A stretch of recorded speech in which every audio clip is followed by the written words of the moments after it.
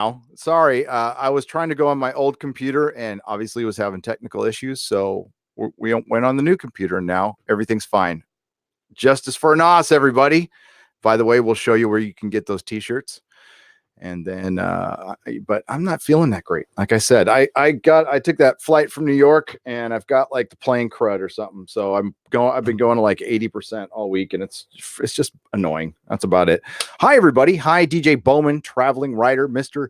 Gently Benevolent, Haikura Midomia. I'm going to screw that up. Mikey Woods, what's up, buddy? DJ Bowman again. And Warren Smith, Mage Grey Wolf, Fatty, you're not Fatty, CD Horde, Bastard, Eric Stone, Traveling Writer, Mavericks MX, the usual suspects. Tom, the usual suspects. Yeah. Is Kevin Spacey in there? No, thank God. Kaiser Soze? Yeah. I don't know. Would I let him in my chat? Would I let Kevin? Probably not. I'd probably. I'm sorry. I've got rules. No. Well, he did get. He didn't. He did. I think the case got dropped. But yeah. Well, yeah, the person died. So that's not. And he's friends. That was what happened? I thought. Yeah, the person died, and you know who he's friends with, so he probably called in a favor. I had no idea. I didn't hear that part. Well, so there you go. Hey. We've this is phenomenal here. So this is the Justice for Anas GoFundMe. We needed a certain amount of money by a certain amount of time. We have surpassed that, but we knew this will get us to our second goal, which is 20,000. That's why I just made it 20,000. And getting over halfway there, thanks to you guys over at Midnight's Edge. Thanks. Pass my thanks on to Andre and Rob for his great rendition of "Hit Me, Baby, One More Time." And Mecca and what was it, Brian and drunk 3PO was in there too. Yeah, Jay shut up for a bit. Yeah. So great job, guys. Great job. And give what you can, and if you can't give, if you could share it, that's great too. That's because we know you guys aren't made of money. We know there's a lot of crowdfunding things going on the internet right now. And any little bit helps. We are greatly appreciative for all you guys have done. Again, the Fandom Menace shows, they have a giant heart, and we don't really care what other people think of us, and that's fine. It doesn't, especially when the media is starting to join us. We got an article today. It looks like the Access Media is going to try to come around. Listen, all are welcome. But you got to do a little more work than that. You can't be coming in at the end going, yeah, that's the ticket. So, yeah, I was a little too late. Yeah. So I saw some interesting things on my Facebook group today. I saw some discounted toys. Or really? Some Captain Marvel stuff for 75% off. Doctor Who stuff for $5. It's all falling apart, guys. This whole narrative. We've been saying it for a year, 2 years. Here we go. Yeah, here we go. Let's share that. Let's share it with the masses, and we'll get that other thing back. We'll keep Anas up most of the time, but I wanted to show you guys because this caught my eye while I was dicking around trying to get the live stream going again. While you're doing that, I'll get the address for Anas's awesome. GoFundMe up, and I'll keep sharing that in the chat. There you go. So we got clearance, 75% off. This is a surprise to no one. And then, of course, we have right down here, $5. Again, no surprise. Kids don't want to play with this stuff, boys or girls.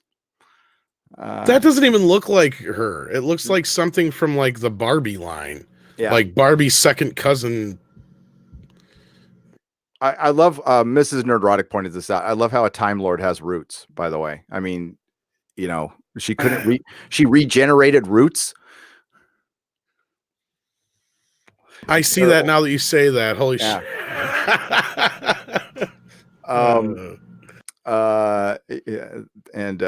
There was some, what did I see here? Oh yeah, there's some pretty good they're erasing Rose Tico, of course. Oh, that's nice. That's China, isn't it? Is it? Wherever it is, it's China or Japan. I can't read the writing in the back, so that looks awesome. That's some great cosplay right there. And the Joker, who would have thought? Like, who would have thought that this was the movie of the year? Toho Cinemas. Mecca says she's going to send me a pic and says Doctor Who was 5% last February. Last February. Oh, see. Well, I was seeing when I went to Barnes and Noble recently, they have the Doctor Who. It's like the last place on Earth here last place in the States that really has a legit Doctor Who section for the TV shows on DVD. And they still haven't changed out the card on top has got Capaldi and Matt Smith and David Tennant. Doesn't show Jodie or anything. So, that's how much they're into it. And she's only getting 10 episodes and it's just falling apart. And it sucks. It sucks because we actually wanted to try to get this thing turned around. I didn't think we could, but the fact that they're recognizing it way too late, it's frustrating. And, God, there's been, if you just go over the last year of how much fuckery has been going on. I mean, aside from the Anas thing, just the Captain Marvel stuff, the Star Wars stuff, the stuff we deal with all the time with CBS. It's almost daily.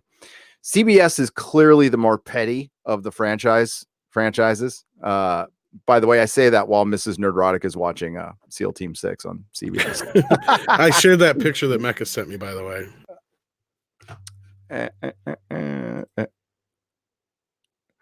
Yes, that was from February, she said. Yeah, those are the ones I saw at Hot Topic that were 50% off during Christmas. So they dropped to 75% off after that, and still nobody wanted to buy them. I saw one person at New York Comic Con. Yeah, it looks like a girl version of Mork from Ork costume. It does. It's the worst.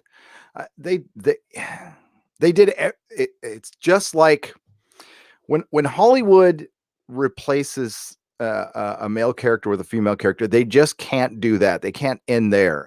They have to get uber political. They have to get uber political with like a show like Black Lightning. I don't know if you guys ever watched that. I tried that show. I didn't get into it yet. Oh, God, a little overdone there. And they just can't present it as it is or truly get into the story, get into the weeds of, what if the doctor changes gender after, thousands of years, that would have a profound effect on him or her mentally, everything. And it's just like, nope, I have more empathy now and I have a family. And all of a sudden I want to start endangering my companions more, because, they're not in danger because there's no stakes because it's all silly Billy, willy-nilly stuff now. It's all Funko Pop fun. And they forget what made Doctor Who special, what made Star Trek special. I was watching Trouble with Tribbles because before I watch the short trek and review it tomorrow, I want to just be refreshed. I want to know what's up with the Tribbles. I might perspective.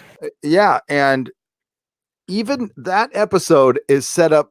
The writing is so much better, and it's not supposed to be, folks. That we're talking decades, and the writing for Star Trek, the original series, is so much better. It sets up tension immediately. I love how the original series. My favorite part about it, and this probably harkens back to when I was a kid watching it. It was always a little creepy. It was. I mean, that you always had a little. You felt the tension, and when they found this the space station that was sending out the distress signal, and there's nothing there, and they're like, "Well, what's up?" And then Kirk gets all mad because they're wasting. It's the first time he actually talked shit about the Federation that I remember. He's like, "This is the only time I'll disagree with the Federation." We're wasting time. And we got this Russian grain, and Chekhov thinks every Russian invented everything, which was pretty funny. It was a great episode. But so many layers in that. And you see how it's structured. And we have fallen. Things have digressed, and they shouldn't be. And in television, the writing is supposed to be, and it is, in a lot of stuff, it's better. It's a lot better. Star Trek Discovery is like almost the outlier for horrible writing. Because as mediocre as some shows are, even you watch Good Omens, the writing is phenomenal. The dialogue is phenomenal in that. You see a show like Taboo, it's like a goddamn movie. Mr. Robot, just watched the episode last week. It was amazing. So, and then I watched, and it wasn't fair. I watched the Expanse premiere, and then I watched the Q&A short trek on the same day, and it was a joke. It's a goddamn joke. I can imagine. I can't. Yeah, that thing was so horrendous. I can't wait to watch the next one. I'm so excited. It's getting to the point where I hope there's less episodes this year, Tom. I really don't want there to be 15. I hope there's like 8 or something. I don't know, like this short trek. I mean, of all the crap they've had thus far on Star Trek Discovery, this last short trek almost made me feel like it was the last Jedi of Star Trek. Like, I know we've gotten to low points so far, but this is the elevator thing to me was just like the lowest. Yeah, Spock singing. I just, they don't care. I mean, that's the impression I got. We don't care what you fans say. We're deep into this. They're entrenched. I kind of understand CBS's position. They're in turmoil and transition right now. They can't afford to. If they fired the Star Trek showrunners right now, that'd be it. That'd be it. It would just collapse. Yeah. So I get it, but if turbo lift, I'm sorry, I said elevator. My bad. Well, it wasn't a turbo lift in that. It was a roller coaster. Yeah, whatever you want to call it. Yeah. It was a roller coaster lift. Did you see the one thing I saw from the short treks was the Enterprise in the start? Yeah. Fucking what the hell? It's huge. It's huge. It's like the JJ Trek version, but the black edition. Yep. Everything on the inside is red and black lights, or black interior red lights. Yeah, it's bloody awful. Fixie Clary, thank you for donating. I greatly appreciate it. Yeah, if you guys could just, I'm not going to tell you what to do. So any super chats will go to Anas, but if you could just donate or just being here is fine. It's easier to donate, but I guess some people have been running into some trouble with since it doesn't take PayPal and. It doesn't take PayPal? Yeah, because it's a personal.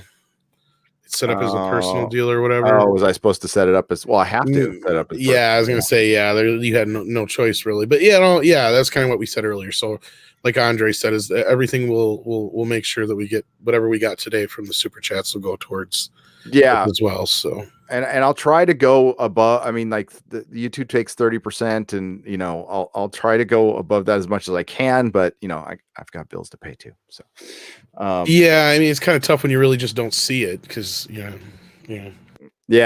and and the thing is, like, and it is 30%. By the way, I go through and I count. I believe it. I read it anyway. Yeah.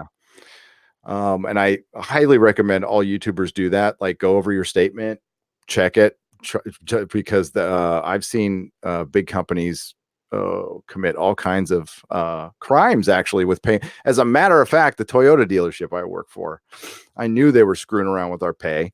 I tried to tell everybody about it. Damn near got fired over it. Then you find out, like, after I got frustrated and quit, there was a class action lawsuit because they were fucking with our pay. Isn't that funny how that works out? Yeah. God dang it. Yeah. 75% off, Brian CF. I know it's a joke with listen. By the way, there was some news. Doctor Who is filming a Christmas special, but not for this year. I was gonna say I heard that before, yeah. And then I also heard some rumor like they're trying to drag David Tennant back into this whole thing. Yes, they're doing a comic crossover, but there isn't, and I predicted this. They are trying to get Tennant back. We're close to the 60th anniversary episode, but not that close. And they need something bad. They're desperate because they know they're in for a shitstorm because thgoing to releasing it in spring, and just they're going to lose half their viewers. They took a year off. It wasn't good. It's going to be a giant dumpster fire. So yeah, they're filming the Christmas special with Jodie Whittaker this month for 2020. So that says everything you need to know. Why in the hell would you do that? Usually they film the Christmas specials pretty close to Christmas, which is weird, but they sometimes, not all the time, but sometimes they have called all the crew back and everything and done the Christmas special closer to Christmas instead of shooting it with the series when you got everybody there. Now, in some cases they did, but in later years they didn't because there was so much turmoil. So this is very bizarre that they're filming the 2012. Oh, they're calling it a holiday special. We haven't got confirmation it's Christmas. It's either Christmas or New Year's, but it's for 2020, so it's not for this year. So I think that's interesting. I think that says a lot. Let's get to some of the chat here, though. Yeah, I was gonna say you got some hella super chats there for the I donations. can't believe you guys are amazing. And I'm sorry. I'm at 80% right now. I've been just ugh. And I got videos to make. I still got to yell at Freddie Prinze Jr. That'll probably be my next video. I love Anas, but I still gotta take on. I know we talked about that too. Since we had to fill all that time, we had to talk about more than just Anas. You can only talk about that for so long. And I mean, we showed I trimmed down the video that you did, and just to the Anas's statement, and awesome. We showed that a couple of times, but it was like, whew, it was a marathon. That's the longest I've ever streamed before. Oh shit! That reminds me. I'm on EFAP tomorrow. Oh, fun. God damn. What you guys talking about? We are going to be talking about Game of Thrones. Oh. Yeah, so I got to be ready. Yeah. For EFAP tomorrow. Okay, that's all right, though. EFAP's fun. So a brief rundown is, if you're not aware, Anas Abdin is suing CBS and Netflix for Star Trek Discovery's use of the giant blue tardigrade that travels instantaneously through time and space, along with the tardigrade's handler was Paul Stamets, who looks a lot like a character that he created. Paul Stamets, the character in Star Trek Discovery, is in an interracial gay relationship, which just exactly matches what Anas has in his tardigrade story. He has a character that looks like Tilly, and he has a character, Yolanda, that looks like Michael Burnham, especially when she's wearing her prison jumpsuit from season 1. It's goddamn identical. So there's also the beacon, which is pretty close. There's a lot of similarities, but and as you know, individually, I could consider them all, aside from the blue tardigrade, all the casting decisions, considering it's 2019, I could consider those coincidence. But when you group them together with the giant blue tardigrade that travels instantaneously in time and space, which nobody else ever has come up with, period. They, in my opinion, completely ripped this guy off. They knew it. They just knew they can outspend him. That's what they did. This is the kind of thing that we can't stand for. I mean, I don't want to sound hyperbolic here. No, but it's true. As a people, in a creative community, we only have so much creativity in us. We only have so many ideas in us. When somebody comes in and swipes them and then gives you the finger afterwards, that should rile you up. That is what the Fandom Menace is for. If we exist for anything, this loose collection of individuals united in the principle of respecting the fan and the creator and just people, which means, and we get painted with the typical brush by the access media. It's the hit piece on Doomcock was kind of the last. I mean, I don't even care what they say anymore. It was so ridiculous that it was laughable. And I'm glad Doomcock took that one time to address it, and he'll never address it again. And neither will I. I mean, unless you notice, I don't take shots at YouTubers, although, many have taken shots at me, which is fine. Yeah, we've had the same thing, but we try not to get into beef. It's nonsense. No, we got bigger fish to fry here, and this is a big one. And if we can get this a win for Anas would be a huge win for the Fandom Menace. What? I think we've already sent a message. Oh yeah. I mean, you and I, we set our first goal at 5. If we figured if we could get to 5,000 by Monday, we'd be good, because that's what he needed, right? Yep. So to get the ball rolling. We've already surpassed that. We're heading towards that first goal, which will really get the ball rolling. I think this is going to send a message. If we can get to $20,000 by Monday morning, that's amazing, folks. That sends them a message that we are not fucking around. So I'm going to send out this is a olive branch. I saw that there's an article out there that considers the new Disney Star Wars trilogy the worst trilogy. I think that's the Access Media trying to correct themselves. And you know what? I think in certain ways we should allow them. And this is a great opportunity. Here is the olive branch, Access Media. Pick this story up. Go Woodward and Bernstein on this shit. If you guys even know who those people are, and write articles, do your investigation, get your sources going, and help Anas. And you know what? Get to the truth on this one. Get to the truth. Yeah, and I hate to get dirty here, folks, but hey, all you guys out there who aren't CBS, this is about all that CBS All Access has. You want to take them out real quick. Get the story out there. You want to make them cheaper to buy. Yeah, or whatever. I mean, the only competition besides football and stuff that they really have is Star Trek. So, yep. And this is what you call blood in the water. So if you were trying to make a name for yourself in the Access Media, pick up this story, do something with it. You know, I think Anas is in the chat. Anas is in the chat. What's up, Anas? Hello, all. Hello, thank you all for everything. You can probably bring it up on screen. I'm gonna highlight it. Yeah, let me get that. An astronaut cartoon. I can't even talk. Bump, bump, bump. I'll find it. There he is, right there. Look at our friend Anas is here. Everybody, show respect to our good friend, the man who's been fighting CBS for a year. He's been getting shit slung at him that I wouldn't even say to my worst enemies ever, let alone, you know, just an individual, because they're trying to fight for what they feel is right. There's groups of people out there who want to make life a living hell for this man. And you guys have come out in full force to show support for a cause that we all believe in. And it's just amazing. And here he is. And he says, hello, thank you all for everything. I have many things I want to say, but I'm truly speechless in front of all your support.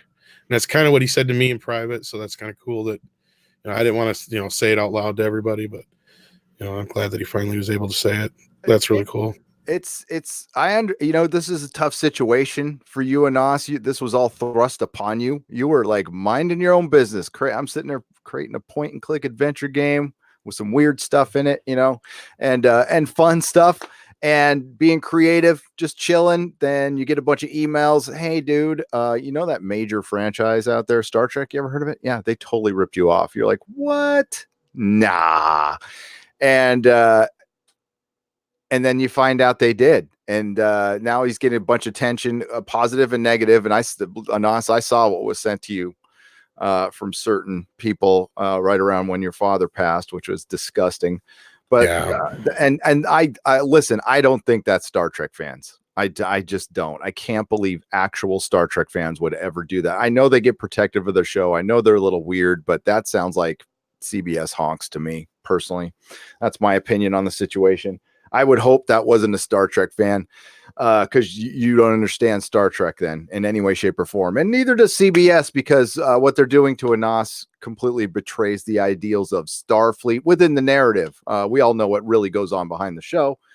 And I think it's just time to, if Hollywood wants to come out and moralize on us all, that, tell us how to live. Well, you know what?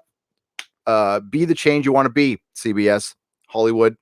Look at the man and the woman in the mirror and come correct on this one. And again, another olive branch. Talk to Anas. Work this thing out, CBS, and I'll back off immediately if you talk to this man and if he wants to talk to you. And if he doesn't at this point, I don't blame him. I really don't. Otherwise, I'd take a look at this. The longer you wait, the more we're going to get support behind this guy, and he's going to have the money he needs to fight you. So he's going to be less likely to be intimidated by a big corporation like yourself. And this is showing he's not intimidated now already. This guy's gone through hell. Yep. And you know what? Listen, even I pause a little bit when I'm making these videos, and I got to think that I'm taking on a corporation that could start. I'm not worried about anything, but it's a big giant billion-dollar corporation. You got to think twice before they're probably not going to do anything, but listen, I've got, things to protect myself. But I believe in this fight. I believe in Anas. I believe this is just wrong. And I don't even give a shit if it's winnable or not right now. I know Anas does, but we got it. You can't look at that. You got to look at this one day at a time. It's just how I approach recovery. If I looked at the rest of my life going, I'm not going to be able to drink or do anything that's daunting. That's why they teach us the one day at a time principle. Like, just do not look past 24 hours because it can get daunting. So that's what we're going to do. We're worried about right now. We're worried about this GoFundMe. I'll refresh it. And you guys have been great. This pumps me up. Man, I love the Fandom Menace. I really do. I know you guys have come out and just shown, because like I said before, we couldn't imagine us being sitting here right now talking about 12,000. We were lucky in hoping we could get it to that 5. Yeah. I had no idea. All right, so we'll start out. We got some big super chats here, my friend. Yeah, you do. Mr. Gently Benevolent for Australian $10. Much respect to you for supporting Anas and drawing attention to this. Gary gave to the GoFundMe earlier, and add this to any other contributions you're making. Let Anas be penicillin to our STD. He is the fanicillin to our STD. He is. Yeah. And thank you, Mr. Gently Benevolent, for both donations. Anas appreciates it, I'm sure, and I do. And it's been, I can't believe you went 9 hours today, man. That's awesome. It's the least I can do. But hail to Tom, everybody. Much respect for doing that. No, I mean, I've created things in my lifetime, and if I ever got to a point where, even if it was at a level where, Anas, like I said, he spent hours and hours of his own time when he could find the time between taking care of his parents, and I'm sure at least one job, maybe more. I have no idea. I know at least one, I'm sure. And doing all this stuff making this game on his own. We could say there's things about people who have gotten all kinds of money who haven't even started to work on a said game that they got paid to do, and whatever, we're not going to get into that. But this guy's doing it all on his own while dealing with all this other crap. And then to see what you've created be stolen by somebody like that, just blatantly. Because we got to say allegedly, but let's be real here. It's pretty blatant. And I had a lot of people argue after the case went down with me, and it's like, you guys, you can say all you want, but even a child of 4 could see that these things are very similar. You know what I mean? And to argue the Scenes Affair thing is bullshit. To argue you can't copyright an animal is bullshit. We get that. And Nas gets that. He's not trying to copyright the tardigrade itself. He's trying to copyright his tardigrade that should be protected. I can't believe the judge fell for that argument. And, we showed Anna last night, that Star Wars girl. She was shocked. It's just a matter of getting it out there. We need to get this out there to more people, because once they see it, there's like, no. And listen, CBS would change their mind immediately if there was more public sentiment towards it. Unfortunately, the show they made is so bad, it's not getting, people are watching it less and less. But we still need to bring attention. I hate bringing attention to this stupid show, but we need to do this. I Love Scotch for $10 live stream part due. Yes. Because the first one was part poo. Because that was me. I boomered it. Unless he means the marathon. yeah, maybe. He probably means yours, because you were having audio issues like crazy. Yeah, I was on the wrong computer. Stupid man. Oh well. KMFS for $5. We're all hater babies raising money for an Egyptian guy. We deserved a pat in the back. Here's $5 to split evenly. XOXO. Gary, please make kissing sounds. Oh, no, but thank you. I can't. I actually can't right now. I'm so dehydrated. I'd probably crack my lips open. But thank you. You know what? I'll get one next Friday. I will. Okay. I owe you one. Remind me. Matt G for $1. Thank you for the $1, Matt G. Every little bit counts. You're awesome. Jason Smoot for $200. And he says, last night smoking cigarettes and money for Anas. Well, congratulations on quitting that awful habit that I had for so many years. And money for Anas is good. Thank you so much. One day at a time, Jason. That's the hardest thing to quit. I have quit a lot of drugs. I've quit opiates, meth, cocaine, pot. Hardest thing to quit, cigarettes.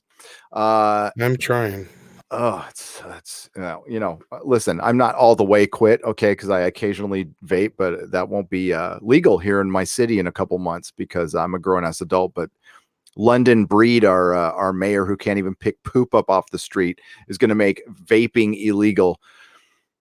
But there's fucking, you can buy pot on every corner, booze on every corner, and cigarettes.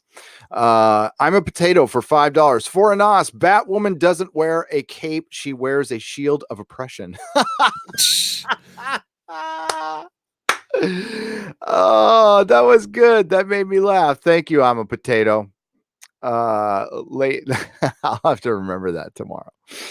Lady Mist for $50 and no comment. Well, Lady Mist is just awesome. She kind of drops the mic with her $50 for Anas. Thank you so much, Lady Mist. We appreciate it. Fixie Clary for $5. Get well soon, Gary. Hugs. Thank you. I will. I want to get well because this is annoying. It's making everything take longer. Mr. Gently Benevolent for Australian $5. You're on EFAP. Use this to buy yourself some caffeine. Lots of caffeine. Also, say hi to Wags. Would you? I will. I will be going to Pete's prior to the EFAP. I got to find out where we're starting, but I'm sure it's a decent hour. And all hail Mahler and Rags and Word of Wolf. Those guys are brilliant YouTubers and people. Jeff Taylor for $5. Go get those thieving hacks, Anas. Go get them. Anas, we got you, man. As much as we can. I can't apologize enough for our corrupt legal system.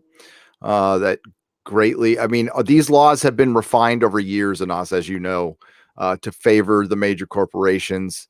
You are not the first person I know who has been stolen from by a creative and they got away with it. And it sucks. It sucks. Now, there are people who have fought back, study the works and court cases of Warren Ellis, or Harlan Ellis. Sorry, Harlan Ellis. See, I'm losing it. Harlan Ellis. Actually, watch what there's a couple of great YouTube interviews where he gets a little salty though about plagiarism. They're pretty good. Rock Flanagan for $10. Justice for Anas. Thank you, Rock Flanagan. And David M for £5. Glad to be able to catch you live for a change. I just donated separately to the GoFundMe. I'm happy to be able to help in my own small way. And you have, and that's not small. And like, you work hard for every penny you guys make. So we appreciate it that much more. And words are not enough. They got it up to $12,420 now, guys. Yeah. Wow. That's pretty amazing. And we'll be talking about it on the Inquisition tomorrow. And I'll see if I can, I don't want to, I'm a guest on the show tomorrow, but I'll see if I could bring it up once or twice. The Nomad 93 for $4.99. Thank you, sir. Or you know what? I just assumed your gender. Thank you, person. Forgive me. Thank you very much. Thank you very much. Yeah. So what else is going on in the world, man? I know it like. Well, Freddie Prinze went and lost his fucking mind. Yeah, that was stupid. Well, and the stupidest part was his whole argument can be busted down by, there's no ranks in the Jedis. Well, then what the hell's a Jedi Master and a Jedi Knight, and all that kind of thing. Yeah, that makes no sense. Okay. The thing is, George created this world for a movie trilogy, and it was never really supposed to go past that. Right. And I don't know if you were there during my little rant about it earlier, but like I said, the Force was set up to be pretty simple. It's easy for kids to understand, easy for anybody to understand, really.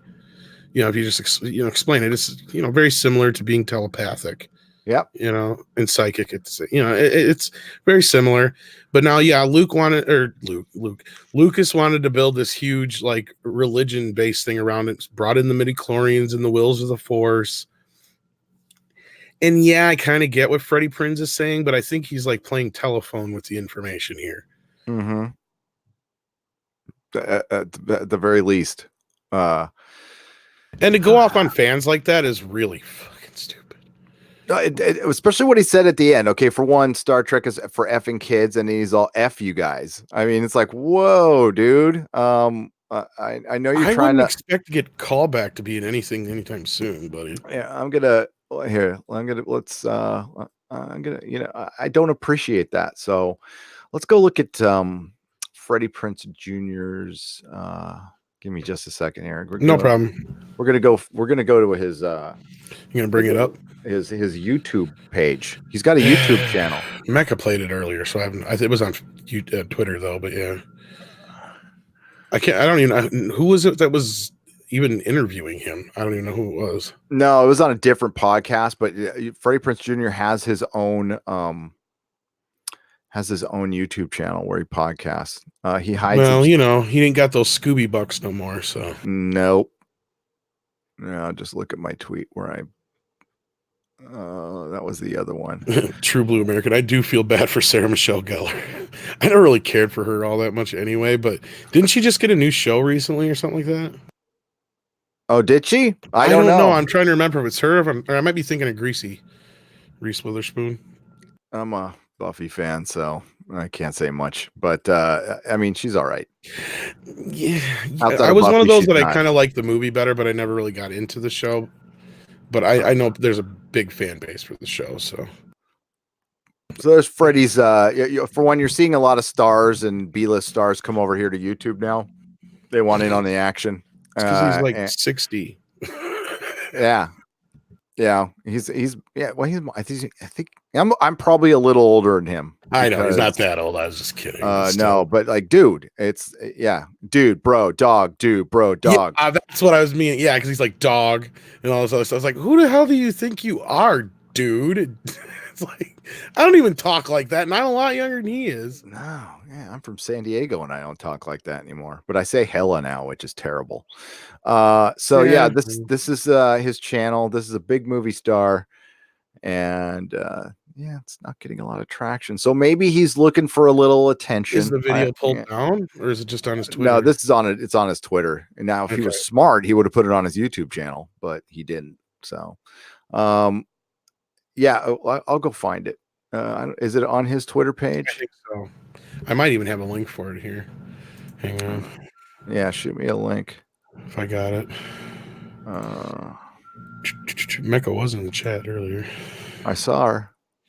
I don't know if she still is anymore or not. Oh, here it is. Yep, I got it. Collider video.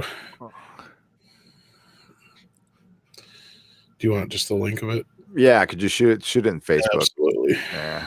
You want it in Facebook? Yeah, because I have it up right now. Oop, I'm hitting the wrong button. You like this professional YouTubing here? Yeah, we're awesome at this, right? We're great. Yeah, well, you're a lot better than I could ever be. That's why I said you're gonna make it far, man. Oh, stop it. You're just you're under the weather, so that's understandable. Okay. There you go. I shot it to you on Facebook there. Awesome. I got it up. And now let me get rid of my this is fucking hilarious. 75 boomer windows going on here right now. It's like, and I can't close out any windows. I might lose my history. Like my dad. It's like my computer's not working. Well, because you don't close nothing. You got too much junk on it. Yep. Don't say yes to everything. Shout out. What are cookies? But I was gonna get $100 gift card. You have to watch this amazing rant. God, Collider, you suck. Okay. I wonder if you can hear that. Oh, wait. You got the audio shared, or you have to reshare it? I got to reshare it. Hang on. Let me boom, and then we'll do that one more time. Yeah, I like this. StreamYards works all right when it's on Google, but I was trying to use it all day on that Firefox, man. It does not like Firefox at all. Oh, Jesus Christ. See, too many windows up, man. Oh, dude, I am like out of it right now. It's all right. It's like I'm on drugs. Orville Nation, $5. What's up, Orville Nation? I met Orville Nation at in New York. That was pretty damn Say cool. while you're doing that, I could probably catch up on a few of these super chats. Yeah, go ahead. See if I can here. We'll get that going, then we'll start it up. Oh, you got it now. So I got it, but here, wait. Let me read a couple more. Let me. yeah, like 3 or 4 at least come in. Yeah, we did. Okay, so Mr. Morden for $5. Best I can do at the time. Got laid off from work. Oh man, you don't have to do that. Oh yeah. If you guys can't afford this, just at least share. You don't have to. Oh, Rob's in chat. After concussion with no pay for a week. How come they didn't pay you? You got a concussion at work. You want me to talk to your boss? Yeah, that's workman's comp, dude. Yeah, man. Got to support my favorite YouTubers, Gary and DVD. Justice for Anas. Well, thank you, Mr. Morden. We really appreciate it. Give what you can, but really take care of yourself. Yeah, maybe there's something we can do to help you. Let us know. Yeah, take care of that noggin. Yeah, please. But yeah, seriously, dude, email me. Maybe we can get your name out there or something. Yeah, that is some bullshit. But thank you. The Nomad 93 for $4.99. Thank you very much. No comment there, but we get your sentiment. But yeah, to go back, that's one of the few things that this, I don't want to say it's cancel culture's thing they made up, because this is before that, is how the one good thing social media has brought out is, once in a great while, you will be able to fix injustices like what's going on with Anas. We may not be able to fix it, but we can help. When people act a fool, when people are being persecuted in bad ways for real, when people are really victims, and they speak out on social media and stuff like that, it's great when people can actually come to their aid. Them are the times that I like it. It's when the fake crap that just bothers me. When people are making a big deal about black people having a barbecue at the park or some stupid shit. Yep. And this is also, unfortunately, the downside of that is showing CBS's and Hollywood's true colors when it comes to their bank accounts and stealing creative property or intellectual property. All of a sudden, everybody's fucking. They can't say a word. They can't. The access media can't find time. They, access media, you wouldn't be called that. You wouldn't be irrelevant if you took on stuff like this, Exactly. We're not actually your enemy. I know you look at YouTubers as your enemy, as a threat to your existence, because we are. The only reason we are is because you weren't offering the public what they needed anymore, period. And we do. Somehow we do. We found that connection, and you have every opportunity to get it back. You have every opportunity to start being honest, but that shill tag, that access mad tag is earned. It's earned. It's not anything I made up. I mean, you earn that. And I heard it somewhere. I don't know where the hell I heard it, but I heard it. I've heard it from a lot of different places. Yeah, quartering. And I think, well, not only that, I think what's his face, that video on speaking of Collider, I just forgot his name. Who was like, I paid my dues. I've been shilling for Star Wars. I've been a fan. Yeah, exactly. Yeah, I've been a fan. What was his name? Jesus. I can't remember his name. I just drew a blank now too. Christian Harloff. Christian Harloff. Yes, thank you. So your brain works that much faster than mine now. But yeah, that was like a crowning moment of this is definitely a thing. Between that and that little interview clip where the guy said, "Oh yeah, people gave The Last Jedi good reviews because they want to be able to have access to these people." Yeah, I think you. Sorry, I was quiet there. I think you just gave me an idea for a video. I just things were formulating in my head. No, write it down so you don't forget. But yeah, go ahead and either hit another. I got it recorded here. I'll just look at the timestamp. There you go. Go look at the timestamp, which is 43:45. There you go. All right, you guys want to hear this rant? Probably not, but we'll play it anyway. So here we go. I love it because it gets me fired up. The wisdom of Freddie Prinze Jr. By the way, these are the kind of people that, I'm not saying Freddie's stolen. The apple falls very far from the tree. That's all. Oh my God. Yes. May his father rest in peace. I did a Star Wars cartoon. So even I get hate from Star Wars fans when I'm like, look, dog, you're just mad the franchise isn't aging with you. Right. But that ain't how it works. The first one was for fucking kids. Right. Yep. The second 3 were for different fucking kids. And this one is for kids. You just pissed off that Han Solo gave the fucking Millennium Falcon to a girl. Yeah. That's it. Because Luke Skywalker's Cinderella. or Sleeping Beauty. Yeah. Okay, he can talk to things that don't speak English and understands what they're fucking saying. He gets a fairy godfather and a fairy godmother who teaches Who are him how these to clowns? be the best Jedi in the world in no time fucking flat. And everybody, like, I know more about the Force than most people because Dave Filoni taught me and George Lucas taught him. And all these video games have fucked people up on what the Force is. I'm stopping right there. Dude, there's people in this chat that know more about the Force than you, bro. No Dog. shit. And you know Bro why those dog. guys are so excited? They're like, dude, we just became fucking famous. Yep. I love when this is for fucking kids, and I'll show you when we get back. That one guy goes, yeah. And is there like action figures behind him and stuff? Yeah, we'll have to show that Luke's in a second. skill doesn't dictate whether he wins or loses. Right. The Emperor doesn't dictate whether he wins or loses. The Force dictates who wins or loses based on balance. And here's the quick No, I'm version. pretty I sure have that was explained it to all Darth these people Vader's who fucking choice. think they Sorry. get to decide. Yeah. In the first if you want to do this like time-wise, Palpatine, you would say, and Yoda are the smartest two. Palpatine clearly smarter because Yoda was blind to the power of the dark side and the seduction of Anakin. So let's No, talk seriously, about the pause that for a seduction second, Gary. of Anakin Sorry. fucking Yeah, no, Skywalker that's for a good. second. That's a good place to pause. Because that's bullshit too. Because if that was the case, then there would be no reason for Yoda to say, save them you can, but lose for their cause or whatever. I can't even remember the line now. It's been so long since I watched Empire. That's so sad.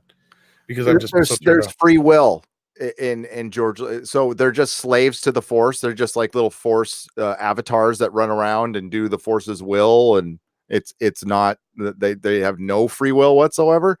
No, I think people made decisions, and he's contradicting what. Listen, I didn't watch every single episode of Rebels. I watched most of them, but I watched the Bendu ones because like Tom Baker was there, and I clearly remember hearing like about a gray area where he's saying he's about to say this doesn't exist. Yeah, I think I remember the quote now. It's save them you can, but lose what they fight for, or something like that. I think is what Yoda said. Yep. And he did, and he went there, and he kind of made a mess of the situation. Yeah, but, it's a sad ending. And that's why we love it. Second, if the Emperor is the smartest dude in the universe and knows that the Force dictates this, if he kills who he sees as a rival, Anakin, then he knows the Force is just going to fucking correct that because the Emperor knows this. These are George Lucas. So is Luke the smartest person in the universe now because he outsmarted the Emperor in the end? The Emperor who knew everything. Well, he was going to die. Let's face it, if Darth Vader didn't intervene, the Emperor was going to kill Luke. Should have seen that coming if he was the smartest dude in the universe. Yeah, right. Yeah. So Luke held out that hope that Pops was going to turn around, and well, then when he did, that made Luke the smartest guy in the universe. And I'm sorry. Yeah, that was his last ditch effort. Was he called out to his father? I love Luke Skywalker. He wasn't the smartest guy in the universe. No. Lucas's words, not mine. So fuck you if you disagree with me. I'd say that Leia is probably the this smartest is one in the information, universe. not affirmation time. Straight up, man. So okay. Sorry, I was gonna say I'd argue that Leia was probably the smartest one in the universe. You can play the whole thing again if you want to. Who he sees as a rival, Anakin, then he knows the Force is just going to fucking correct that because the Emperor knows this. These are George Lucas's words, not mine. So fuck you if you disagree with me. They cut out the part. Did he say Or I must have missed it where he said Star Wars is for fucking kids. Here, I'm going to play the whole thing again. I did a Star Wars cartoon. So even I get hate from Star Wars fans when I'm like, look, dog, you're just mad the franchise isn't aging with you. Right. But that ain't how it works. The first one was for fucking kids. Right. The second three were for different fucking kids. And this one is for kids. You just pissed off that Han Solo gave the fucking Millennium Falcon to a girl. Yeah. That's it. Because Luke Skywalker is Cinderella. Or Sleeping Beauty. Yeah. Okay. He can talk to things that don't speak English and understands what they're fucking saying. He gets a fairy godfather instead of a fairy godmother who teaches him how to be the best Jedi in the world in no time fucking flat. And everybody, like, I know more about the Force than most people because Dave Filoni taught me and George Lucas taught him. And all these video games have fucked people up on what the Force is. Like, Luke's skill doesn't dictate whether he wins or loses. Right. The Emperor doesn't dictate whether he wins or loses. The Force dictates who wins or loses based on balance. And here's the quick version on how to explain it to all these people who fucking think they get to decide. In the first if you want to do this like time-wise, Palpatine, you would say, and Yoda are the smartest two. Palpatine clearly smarter because Yoda was blind to the power of the dark side and the seduction of Anakin. So let's talk about the seduction of Anakin fucking Skywalker for a second. If the Emperor is the smartest dude in the universe and knows that the Force dictates this, if he kills who he sees as a rival, Anakin, then he knows the Force is just going to fucking correct that because the Emperor knows this. These are George Lucas's words, not mine. So fuck you if you disagree with me. Straight up, this is information, not affirmation time. Straight up, man. So I did a Star Wars cartoon. Okay, so I love how he's trying to pull a facts don't care about your feelings bit at the end there. yeah, that's for one, if you have to put as somebody who drops a lot of F-bombs and says dog once in a while, if you have to do that, that's not a very intelligent conversation. I never claimed to be intelligent, but they cut out the Star Wars is for fucking kids, dog.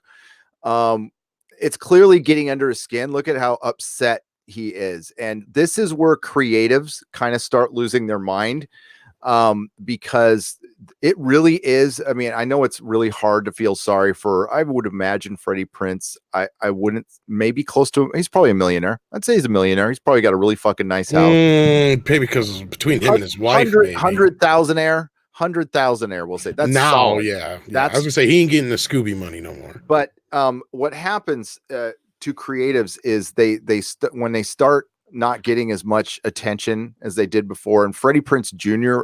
Was on a trajectory to be like he thought a leading man, and he's now a voice actor, which is great work if you can get it, but you got to look at it in their world. It's all about attention and relevance, and when you start losing it, you start losing it. And you hear Martin Scorsese talking shit about the MCU and Robert De Niro talking shit about the MCU, and it's very interesting to watch actors grow older, and when they start, the realization of their job starts hitting them, like, because when you get older, you start like, what's the meaning of everything? And you go through your midlife crisis. If you live long enough, you're fortunate to live long enough. Hell, I went through one. It was crazy.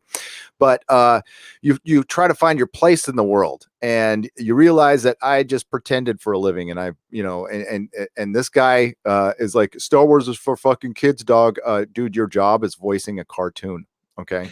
Right. So I wouldn't be judging everybody. And listen, it's great work if you can get it, but they get frustrated when they realize they're just dancing puppies. They're monkeys and that's what they do for us. And when he said, oh, the guys or the guys and gals who think they get to decide, I don't know if any of you heard him say that. We ultimately do. And they hate that because we decide with our money. Exactly. And when we hear actors, and I'm using air quotes, come out and say stuff like this, I think our decision should, I want to make a decision for you. I will speak for myself. My decision is made. I am not going to support anything this dickhead is in because of the shot he just took at fans. You don't need to say these things. You can take the high road. Fans are going to say shitty things because they're fans, and there's a lot of them, and most of them are saying that just to get you riled up like this. And if you can't figure that out, dog, then you don't really understand fandom. They're doing it for the lulz. And they got you, man. They're creeping under your skin. Jeremy is firmly under your skin, and the fandom menace, they're there, man. They live. You think that's what that is? Because has he ever said anything like that? Is he trying to think he's trying gone to act after like Jeremy before? And you think? Oh, wow. Yeah. So it's funny you mentioned. So finish. Sorry, go ahead. No, I just say the fandom menace as a whole, which is, it's not just Jeremy. Jeremy represents the geeks and gamers, subscriber base, and it's everybody. He's kind of seen as like between him and you and Doomcock are kind of seen as kind of the three-headed hydra of the fandom menace. Don't get me wrong, and EBS too, to a point. Yeah. So don't get me wrong on that. So four-headed hydra. But that makes sense.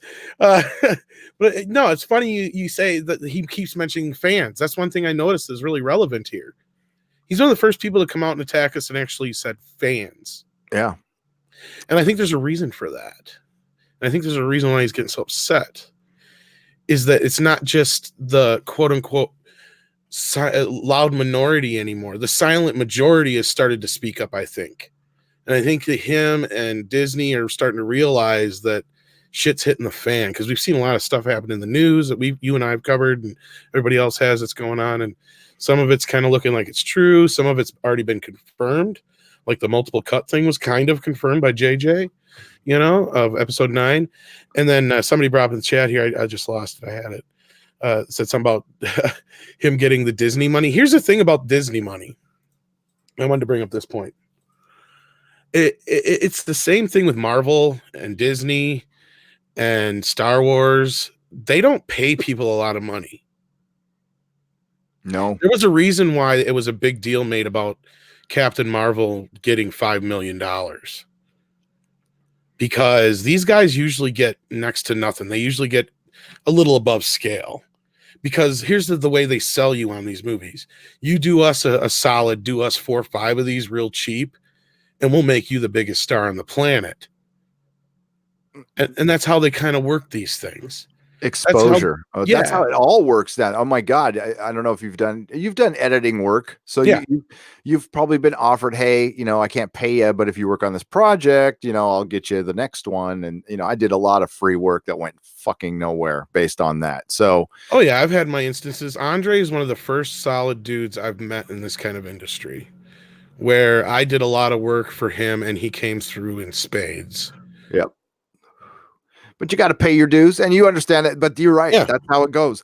What was it? Orlando Bloom for Lord of the Rings made what, $140,000, which I think that's scale. Yep. Because I think the average for most of the Marvel people when they first start out is $350,000. That's what I think Henry Cavill got for Man of Steel. I think too. And bless his heart, he didn't complain about it. But I want to get on camera for this one because this is for Freddie Prinze Jr. See this article right here, Freddie Prinze, dude. That dog is the tide turning, dog, bro.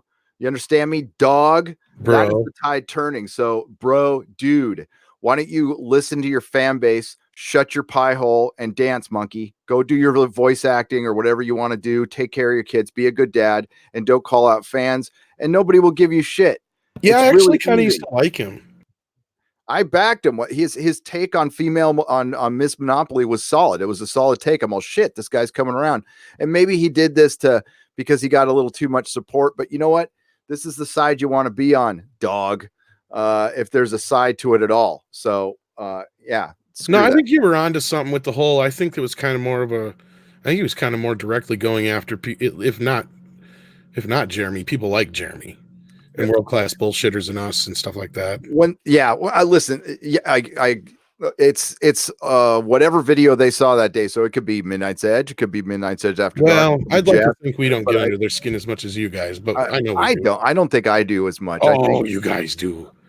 I think Jeff does from World Class Bullshitters because he does it intelligently, and that's one of the hardest hitting things. He's like a razor. He's like a surgeon. When he comes in and makes a video, he drops like 1 a week, 1 or 2 a week. They're well researched, and they just every time it's like a hit. Every time they drop a video, it's an event. Jeremy is just throwing punches, man. He's in there just throwing every day, all day, every day. Jeremy's just a nice guy. That's the best part about him. I don't agree with a lot of his politics, but he's a nice guy and he's funny. He's inviting. He's down to earth. And you met him in person. He's one of the guys I haven't yet. So I can imagine what it's like though, seeing your guys' videos and palling around and stuff. So Jeremy's motor is always running. It's cool, but he'll give you the shirt off his back. Absolutely. He seems like it. That's what I'm saying. And that's what a lot of things I don't understand how people can even, just the insults that get slung at us. And I don't know. And if you are somebody out there who is going out there and deliberately, trolling these people and attacking these people, don't. It's not worth your effort. It's not worth your time. We don't go out of our way to go watch pro whatever said franchise videos that talk smack about us just to go in there and talk shit about them and throw names and sling arrows. Let's rise above that, because that's what stuff like Anas has dealt with, and he hasn't been slinging anything at anybody. Nope. And I don't know, probably since this has started, I'm sure he's gotten some. I haven't even bothered checking on my end. But, I don't know if he wants me to say, but I know he has.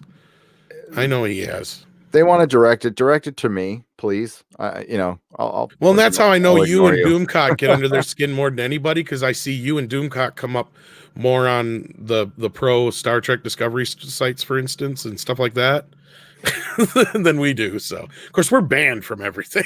So. I haven't even gone into their. I don't even do the Facebook group thing other than mine. And thank you for everybody who's joined. But maybe I should try to join some of their groups. And I see what did happens. invite you like twice, and you didn't. So I just like, I Oh. guess you don't want to join. So Well, I'll I just, check. I it's just cool. can't see it. No, I get it. I get it. You probably get so much shit on your phone, dude. I learned that after a while too. So it's I'll like, look for it after the show. no worries, no worries. I don't want to feel like you're pressured into it or anything like that. Because So I know it's it's another Facebook thing. So we're going to read this article, then we'll check back in on the GoFundMe in a second. So this is from CBS-owned CNET. A new Star Wars trilogy is worse than the prequels. Commentary: 4 lessons Disney failed to learn from George Lucas at his worst. I don't like sand, of course. It's coarse and rough. It gets everywhere. Is one of the most painful lines in Star Wars Attack of the Clones, and it's only made worse by Anakin's halting delivery and awkward hand stroke of Padme. You said hand stroke. It's no wonder, after so many terrible creative decisions in the prequel trilogy, that so many fans were excited when Disney tapped the rock steady JJ. I can't even say rock steady JJ. Well, he is. You can't fucking. That's the thing, folks. And this is what I tell everybody in our chats when we do these shows. They don't see JJ as the hatred we have for him and how he's destroyed 2-3 franchises now. Jar Jar Abrams to take the lead of the new Star Wars trilogy movies. Unlike George Lucas, Abrams can write dialogue. That's not true. That isn't excruciating. And more importantly, he's proved himself as a gifted guide for large franchises with untapped potential. That could possibly be true. Star Trek? Or you mean JJ or George Lucas? JJ. So they just said JJ has gifted himself to guide large franchises with untapped potential. When has JJ been getting all this credit for Mission Impossible? He directed one, I recall. He still produces them, I guess. Okay. All that Scientology money. Cloverfield that's barely a franchise, and Star Trek, which he destroyed. So that's a very weird take on that one. See, I was one of those who didn't like Cloverfield back when it came out, and everybody hated me for it.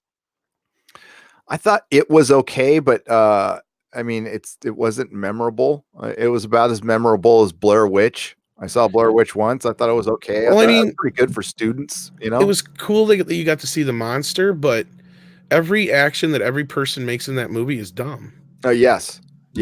It doesn't feel real at all. No, it feels like a student film. It looks like a bunch of LA people in New York, but they're LA people for some reason, are running around after they went to the Viper Room or something, and then they got eaten by a monster or chased by one. All he did was produce it. That would be like bringing up Gremlins when you talk about Spielberg. Who does that? Yep, exactly. Matt Reeves directed it, actually. That's right. As the Disney Star Wars trilogy. Oh, look at this. Disney Star Wars. As the Disney Star Wars trilogy draws to a close, I know our friend RME doesn't like that, but that's what it is. And, I got to say, Itchy Baka was the first one I saw calling it Disney. Well, because the Disney Star Wars is dumb. That's where I got it from. So I find myself genuinely longing for the days of the prequels when I'm feeling what I'm feeling isn't nostalgic, and it isn't ironic love for the schlocky cinema that animates prequel memeing Redditors either. Oh God, it's hard to read. What does the hat even mean? I don't know. He's talking in like Buffy ease. What I miss is the daring. Nobody can say George didn't swing for the fences with his prequels. After all, the same experimentalism that gave us Binks and the Sand dialogue also gave us the iconic Darth Maul duel, the best opening sequence in any Star Wars movie, and so much more. The best opening sequence in a Star Wars movie in the prequels. I wouldn't say any of them were. Empire has the best opening sequence. Come on, yeah, please. probably. Stop it. At the end of Return of the Jedi, Yoda yells to Luke, pass on what you have learned. Here are 4 pieces of wisdom that make the prequels better than Disney's. I mean, like, listen, the prequels are better. I'm not going to argue with that at all. The prequels are Shakespeare. It's arguable, but to a point. I mean, I will probably give them the slim win because Attack of the Clones and The Last Jedi are my 2 last favorite movies. So, I mean, I can't stand. The thing is, it's before we even get to this article, I'll just repeat what Red Letter Media said about Star Trek, about JJ's Star Trek in particular. He goes balls out for everything. Like freaking Vulcan explodes in the first movie. In the first movie, they have an entire planet exploding. In the next one, we have Section 31 in this mega, Constitution class starship that just doesn't fit, taking on superhuman Khan and flying through space in spacesuits and just like crazy, stupid shit. Cocaine's a hell of a drug. It is a hell of a drug.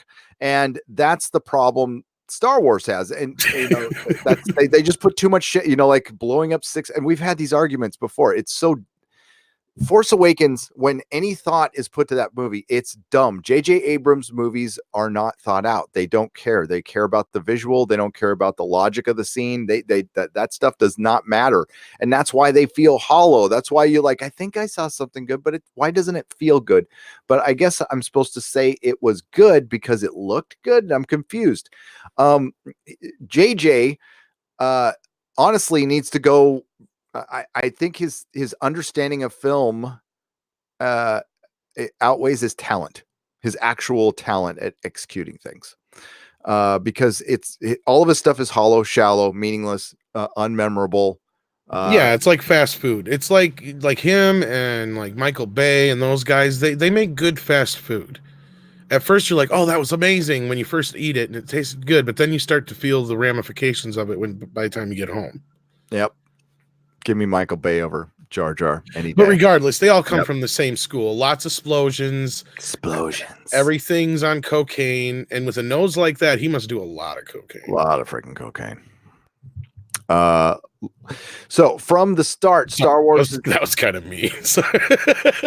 Lots of cocaine. I'm sure he's never done any cocaine. Listen, I can't talk. My nose is like... Yeah, you can't. I haven't really done cocaine, so I can't say much.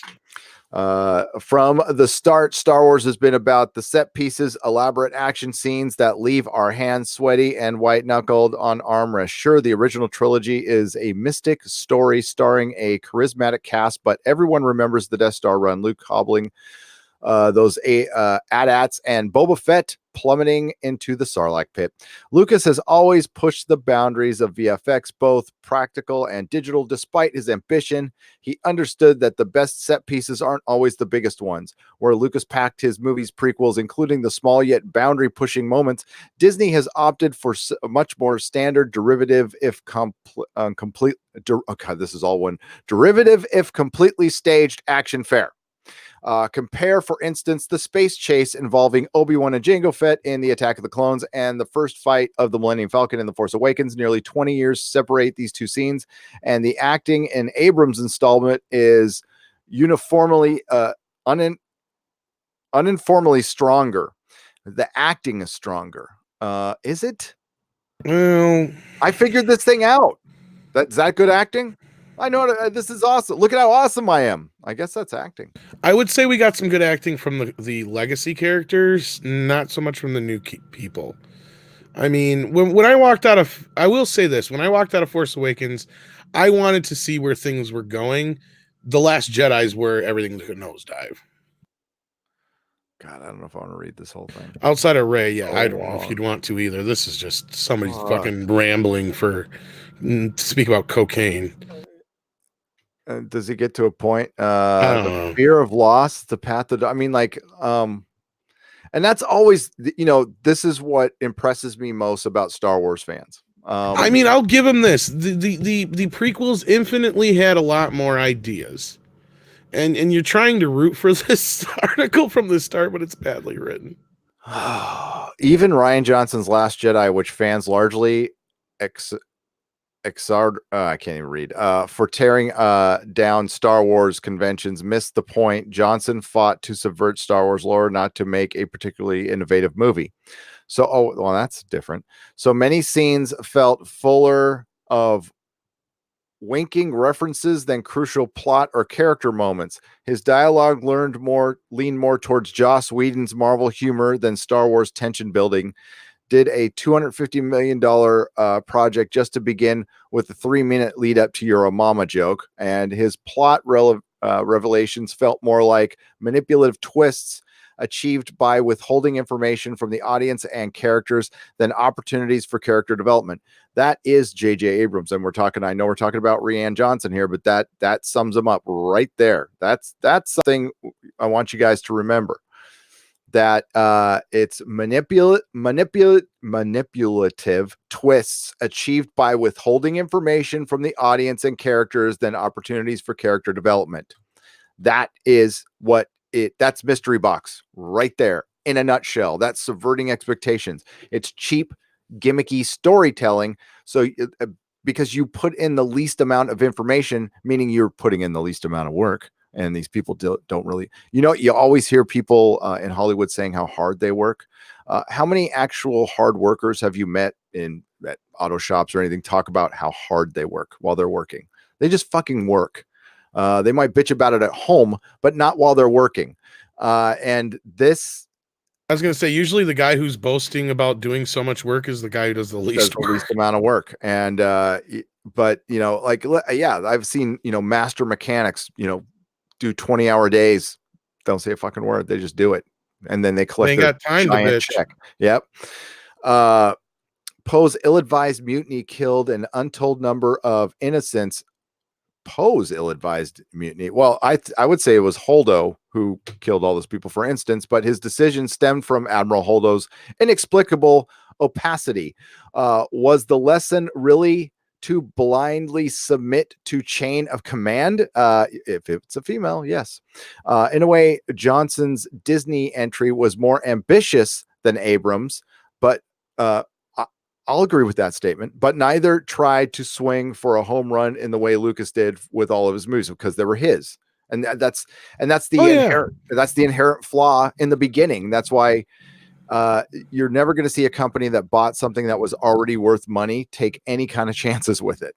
They're just not. And that's what happened. If you've read Iger's book, that's exactly what happened. Yeah. And that's the death of creativity right there. Pretty much. Done. Which is sad, because up to that point, and I brought this up earlier, I don't know if you were on the stream yet then. What's sad about that is Iger, he won back Pixar after Eisner fucked that up. And then he brought on Marvel and didn't mess with that. And that was supposed to be what he promised George. And then the first thing he did was, like you just said, play it safe. No, we're not going to go with these new ideas. Because regardless, I'm not a big fan of the prequels, but at least they have a lot of new ideas. You're right about that. Mm-hmm. Or that article was right about that too. Yeah, all The Force Awakens was the same old ideas. And then you get the ultimate, 180 with The Last Jedi. And it's too many new weird ideas that don't fit. It's like somebody bringing Duplo blocks to a Lego party. It's yes. Remember, you're old enough, so remember when we first heard about Coruscant. You first heard about, because when Star Wars first came out, I can't remember if it might have been originally mentioned in a novelization. I can't remember. It's been a long time. But the first time you heard about it, it was this, because we saw the outskirts, and this was the best part about Star Wars, is we saw a base here, a mining city in the outskirts of the galaxy. We always were on the outskirts. We're not in, like, Coruscant was like, that's where the Empire was, and it was just like this mystical thing that was much better in our imagination. But when we heard it was going to be in the prequels, I was fucking stoked.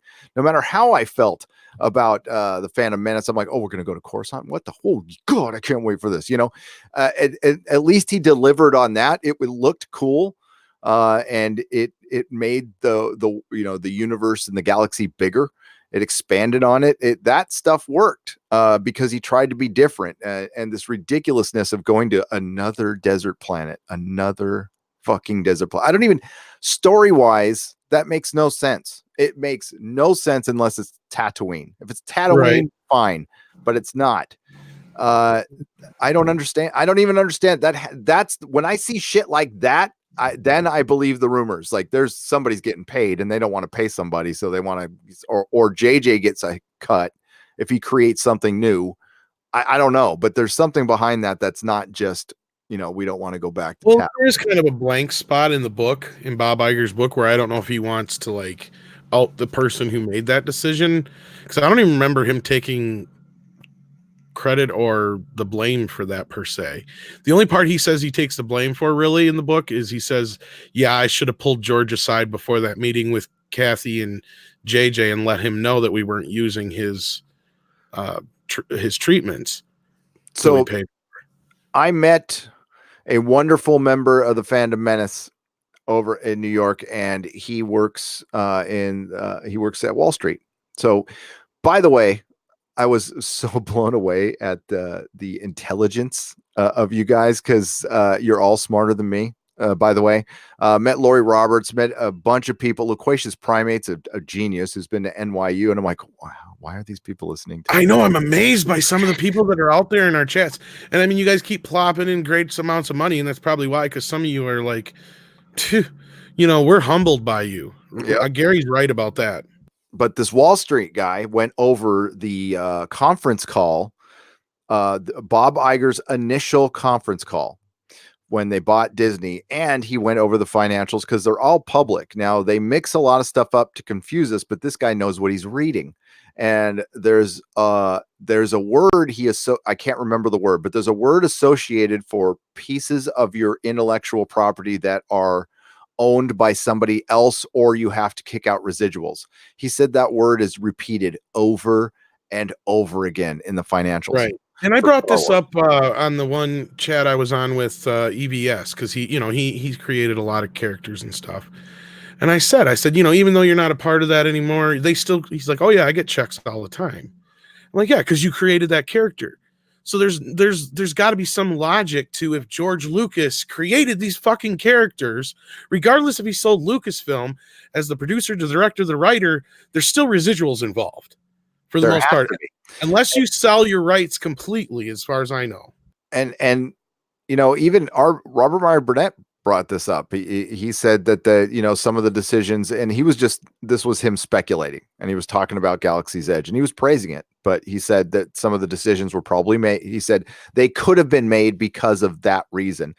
And if you've worked in the industry at all, that's intellectual property law continues to be the biggest stumbling block. That's why Anas is in this trouble right now, because it's murky law that gets made up by the people it benefits the most, which is generally not very good. But I'm good. These financials were sent to me via email, and I'm going to go over them, and we'll see if we can find anything in there. If maybe, I don't know. It's fun. And I do this for fun. Andre, you might want to have him take a look at some of that shit. Yeah. That's for a living, man. Damn. Financial definitely analysts. That's what he just applied that to Midnight's Edge, man.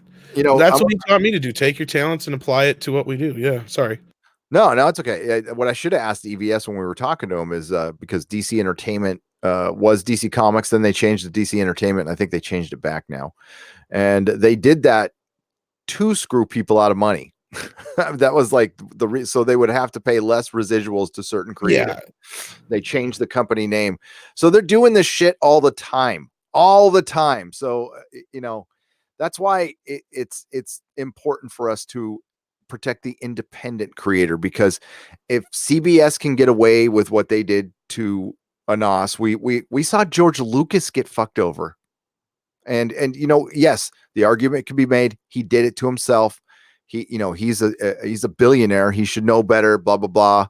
You know what? He had a relationship with Bob Iger. They were buds. He trusted his friend, and his friend made a business decision, and one that he obviously regretted and said, I should have done it better. It didn't mean they couldn't do it.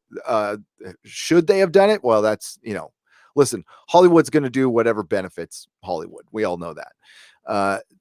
But with Anas, it's different, because if they can get away with this, in this case, and do it with such I don't know, arrogance, that, I mean, like, by not Oh talking. yeah, it's definite arrogance. The way you when you read the thing that he wrote, and he said it in the interview with Doomcock too. They threatened to not sue him. Yeah, and the arrogance of that. Not everybody can run out and copyright and trademark their stuff right away. I mean, it's like I said in the last live stream, it cost upwards of $1,000 to trademark Nerdrotic. It cost me $400 in the 90s to copyright my comic Dark Legion. That's a lot of money.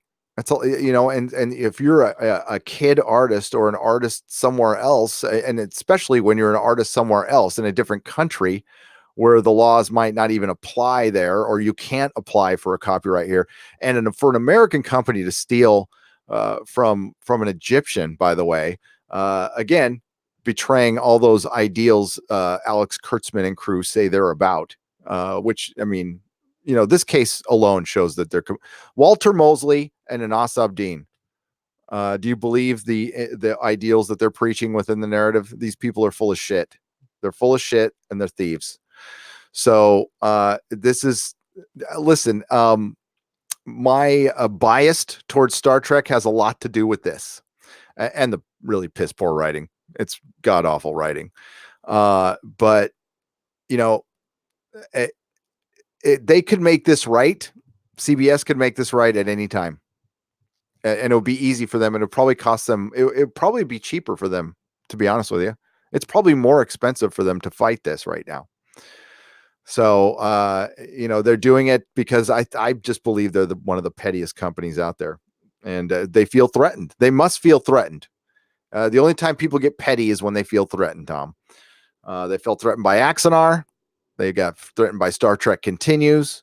They're threatened by Anas's, because they look bad. They look bad. And as each day goes by, they look worse. Well, and this is going to make them look even worse, because I have a good feeling, and you should refresh that because it's gone up a little bit since then. Yeah, there you go. I have a feeling we're gonna hit this $20,000 goal at least by Monday, hopefully. Yeah. And I think that's going to send a message. It's going to send a message, and they're going to go, oh shit, we could have just settled with this guy for not much more than they just raised for this guy, and he's going to spend this money on a defense, or or not a defense. What's the word I'm looking for? It's getting late. Words. I know. Sorry, guys. Yeah, it's been 9 fucking hours since or 10 hours now, 12 hours. Pull up the super chats here. Yeah. No, they're going to for his legal team. That's the better word. Sorry, guys. I apologize for my stupidity. Don't worry about it. You've been going for like 10, 12 hours. That's fucking man's work right there, or a woman's work. It's all right. You know what I'm saying? You know what I'm saying, Mecca? You sound wrong in the wrong way, in the right ways. I know what you mean. All the right ways. Nerdrotic at night, ladies and gentlemen. Nerdrotic at night. Wow. Less Freddie, more Sarah Michelle Gellar, please. The rookie critic for $2. Could not agree more. There's only one show in existence that can have Buffy speak in it and for it to work, and that's in Buffy. It doesn't work in anything else, and it's getting more. I mean, the MCU is going to turn into that. You're going to trust me, folks. The MCU is going down a dark path. Tyrone Beard for Australian $5 broke as fuck at the moment and lost my credit card, but please help Anas with my small donation because the right people need to win. F you, Google, for your 30% tax, by the way. Tyrone Beard, thank you for the $5 Australian. I'm sorry. Again, like, just, you can share. If you share it on your Twitter, Facebook, that's good enough too. Anas appreciates it. I appreciate it. Look at it this way. I know a lot of people. Sorry to interrupt you, Gary. No, go on. No, I was just gonna say, look at it this way. You may feel bad because you can't donate even a couple bucks, but if you can share it, you might have like 5-6 friends who could donate $10, $20, $30 a piece. So even though you couldn't give out $5, you're sharing this. Just made Anas's campaign, like, who knows, anywhere from 10, 20, 30, 40% more than you thought you could have donated in the first place, maybe. You know, where you thought maybe you could only give $2 or $3. Shit, next thing you know, 5 of your friends end up donating $30, $40, $50. You know, that little bit helps. That sharing helps more than you know, guys. So don't feel bad if you can't give something, and don't go out of your way if you can't afford it. Yeah, just being here helps. Like your view helps. Because anything from my streams or the video itself is going to Anas. So yeah, not only that, it's a pain in their butt. The more we talk about this, they hate it, I'm sure. Yep. And don't forget, we have the Inquisition tomorrow. I've got a lot of live streaming to do tomorrow. The Rookie Critic for $2. Never heard of Fred until now. # cancel Jeremy. Definitely. Seriously? He's better off for it. Rookie Critic. Dark Star 50. I love Rook. I love the Rook. He's like, I've never seen Excalibur. I'm like, oh, to be young. He's seen a lot of stuff, but he makes the effort. He does. He really does. And he makes the effort to understand the film too, because some of these films are tough to watch because they're of their time. I mean, Time Bandits is in my top 5 movies, but I would understand why somebody would watch that and go, "What the hell are you talking about?" But when you're seeing it as like an 11-year-old kid, it's like it's like, what the hell is this movie? It's great. Yeah. But cancel Jeremy for sure. Dark Star 57. You know what really gets under the skin the most? The truth. Yep. Keep speaking the unvarnished truth. Dark Star 57, thank you for the $4.99. Yes. And it's not our truth, it's the truth. Larry for $2. Was THX 1138 better than student films at the time? It's hard for me to judge, Larry. I would say yeah. I don't know. I don't know if there was like a version he did before that, and that was like a polished version. THX 1138. I've watched it once. I've gotten through it once. It was interesting. Well, there's 2 different versions. Are you talking about the short student film that I think was just called THX 11? Yeah. So there's the student version, and then there's the one that's the movie. Yeah. See, the student version, I think what I remember hearing about a lot of George Lucas's work was he's very technically savvy and really good at editing and doing other things, but of course the storytelling wasn't there, because you could see that when he elongated it to the movie. Because let's face it, THX 1138 is a beautiful movie to look at, but it's really tedious to watch because it's boring as shit. Yeah. But American Graffiti, that's a classic, giant hit, and already a classic at the time, and it inspired Happy Days. And I love that movie. So I mean, I think there's great dialogue in that film. There's great storytelling in that film. So he's totally capable of it. By the time he got around to the prequels, he was I'm sorry, but he's too isolated. He was a big, soft, doughy billionaire. I mean, just all the angst and everything that's required for high art was gone. It's just gone. Happy people don't make great art. They just don't. Well, not only that, he had too many yes men around him and nobody to challenge him. I think he had some pent up things about Star Wars. I really don't think he watched the movies all that much or really clung to the story all that much, because I honestly, have you ever seen the video? I forget who made it every damn time, and I apologize to the person who did, but it's called Saved in the Edit, and it's about Star Wars and how it was saved in the edit by the editors and his wife. Yep. Okay, you seen it? Okay. Yep. Yeah, I suggest anybody out there, just type it into YouTube after we're done. It'll pop up probably first thing. Saved in the Edit Star Wars. It's a great video, great watch. And I think that's where he harbors a lot of resentment towards the movies, because even Empire isn't his edit. He didn't write the line, when Leia says "I love you," he didn't write the line "I know." That was Harrison Ford's ad lib, and that wasn't in his cut either. I just remember at the time reading in Starlog magazine that George Lucas wasn't on the set for some of that stuff for Empire because he was going through his divorce and stuff. He said at the time, he said he never wanted to direct I don't again. think he got divorced till after Return of the Jedi, He but was going he was building Lucasfilm and doing some other crap, I think, at that time in ILM. I remember his marriage. I don't know when he officially got divorced, but his marriage It was probably starting to fall his apart. marriage was breaking up because I knew about it back then when I was like, yeah, I did like a whole expose on it that I never released, where it goes through the whole thing. And I did a first part where it's called George Lucas is a hypocrite, and the second part's called George Lucas is a hypocrite and an asshole. I love him, but I distinctly remember, and if official Dougie J is out there, we were both 11, 12, and I was like, why isn't George directing Empire? Why isn't he? And the whole thing was, his marriage is breaking up, and it destroyed his marriage, and he never wants to direct again. That's what everybody knew back then. So I don't know if he got divorced at the time, but 12-year-olds knew that shit. Yeah, he was divorced in 83, yeah. but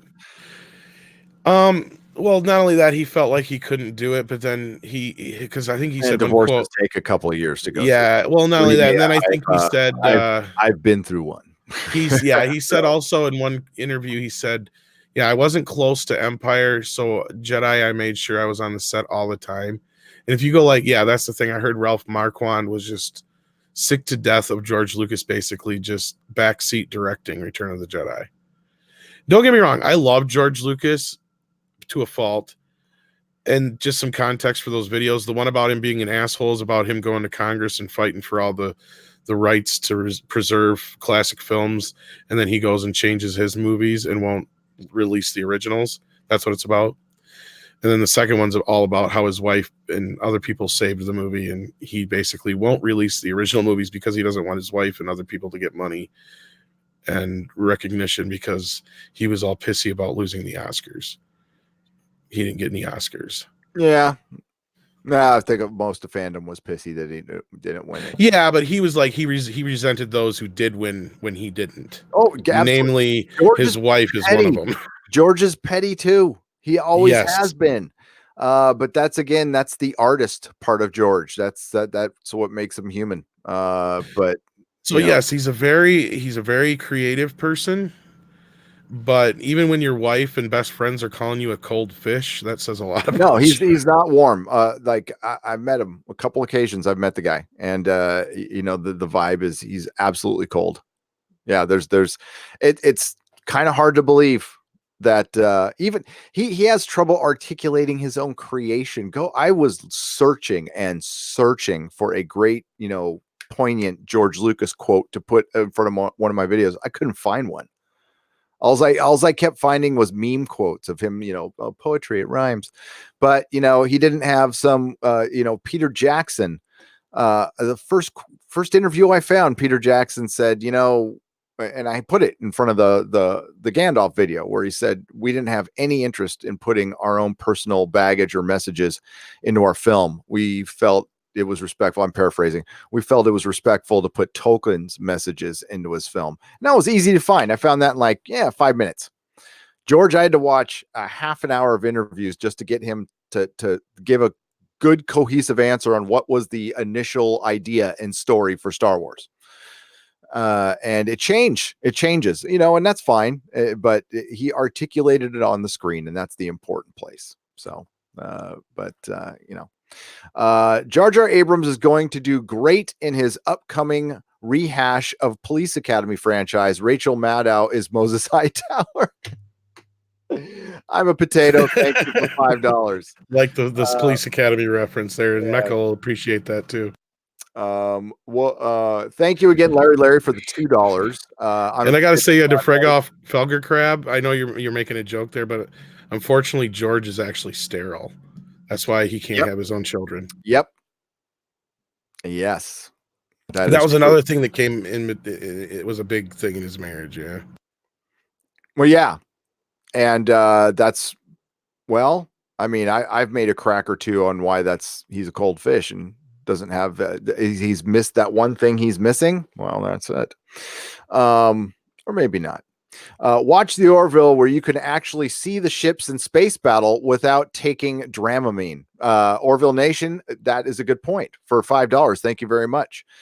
Those wonderful special effects that we see in Star Trek Discovery, go pause on one of them and tell me if you can find a single frame without major motion blur and cranking up. The blacks are cranked up so high, so it just looks like shiny lights moving around and they're blurry. Yeah, that's what I don't understand is how much they spent on that show just to make everything dark so you can't freaking see it. Remember back in the day when they would spend a lot of money on movies and stuff, they'd make sure you linger on that, make sure you get that well lit so we can show that off. That's freaking $3 million right there. You know, it's like God. Sorry. No. And then, you see what they put into actual sets. I saw in the Orville, and I know I said it last live stream. Sorry, repeating, but Oh no, I'm sure a lot of your people didn't get to hear that though.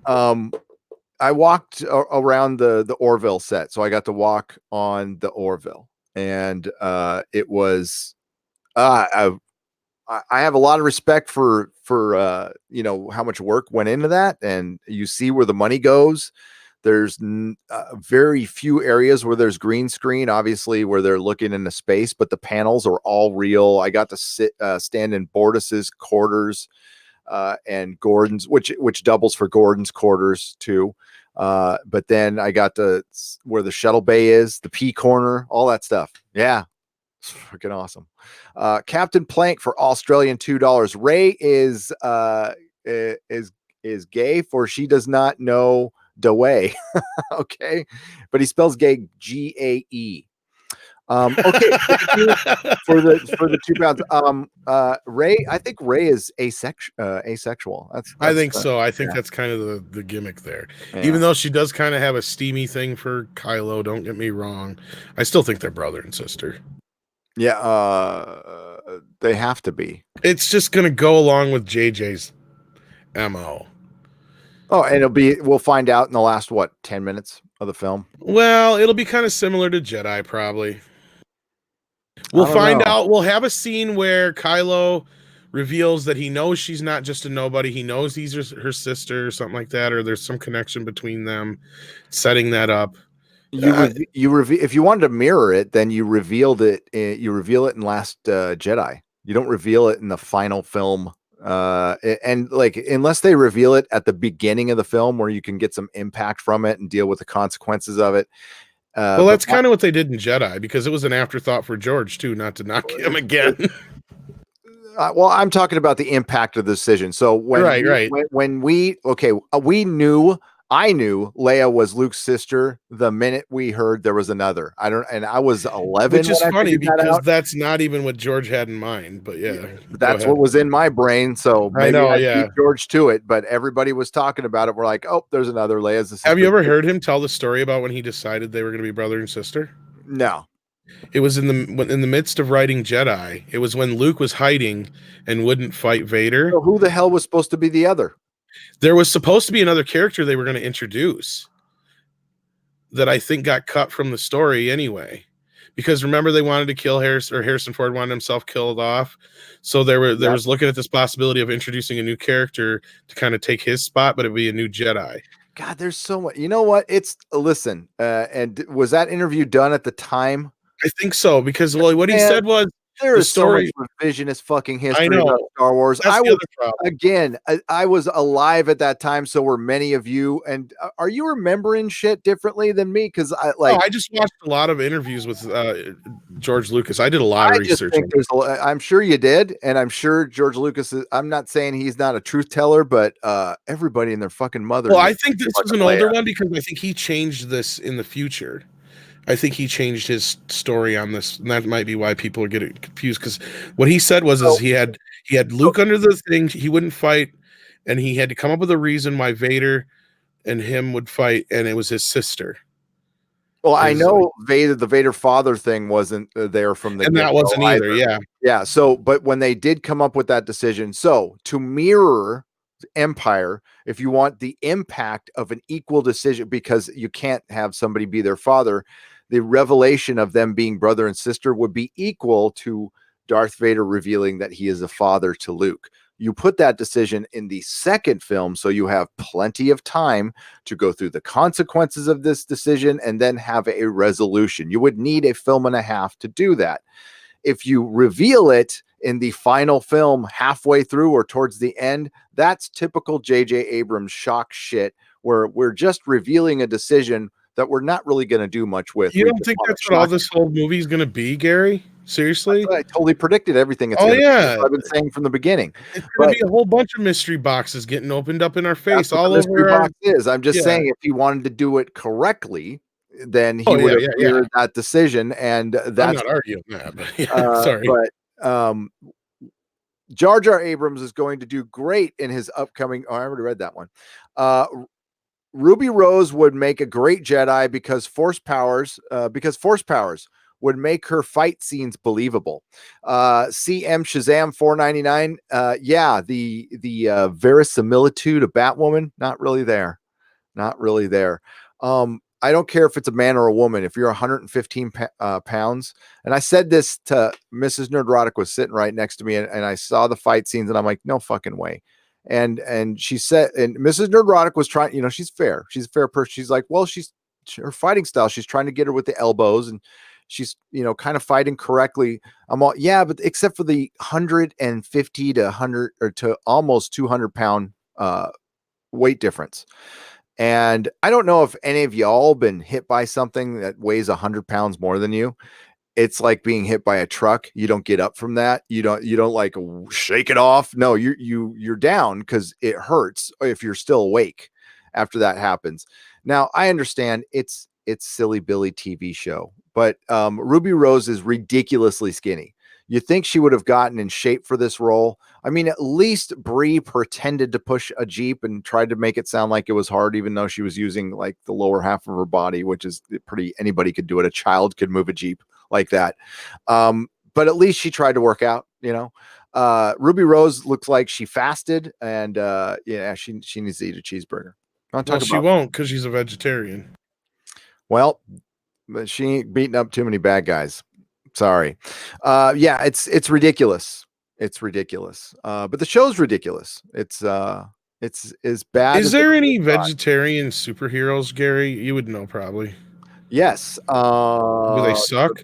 No. Well, Beast Boy is a vegetarian for obvious reasons. Well, yeah, that don't count though. Yeah. Do I off the top of my head? I'm sorry, I shouldn't make fun of vegetarians. No, you should. No, I'm just kidding. Vegans. We can make fun of vegans, can't we?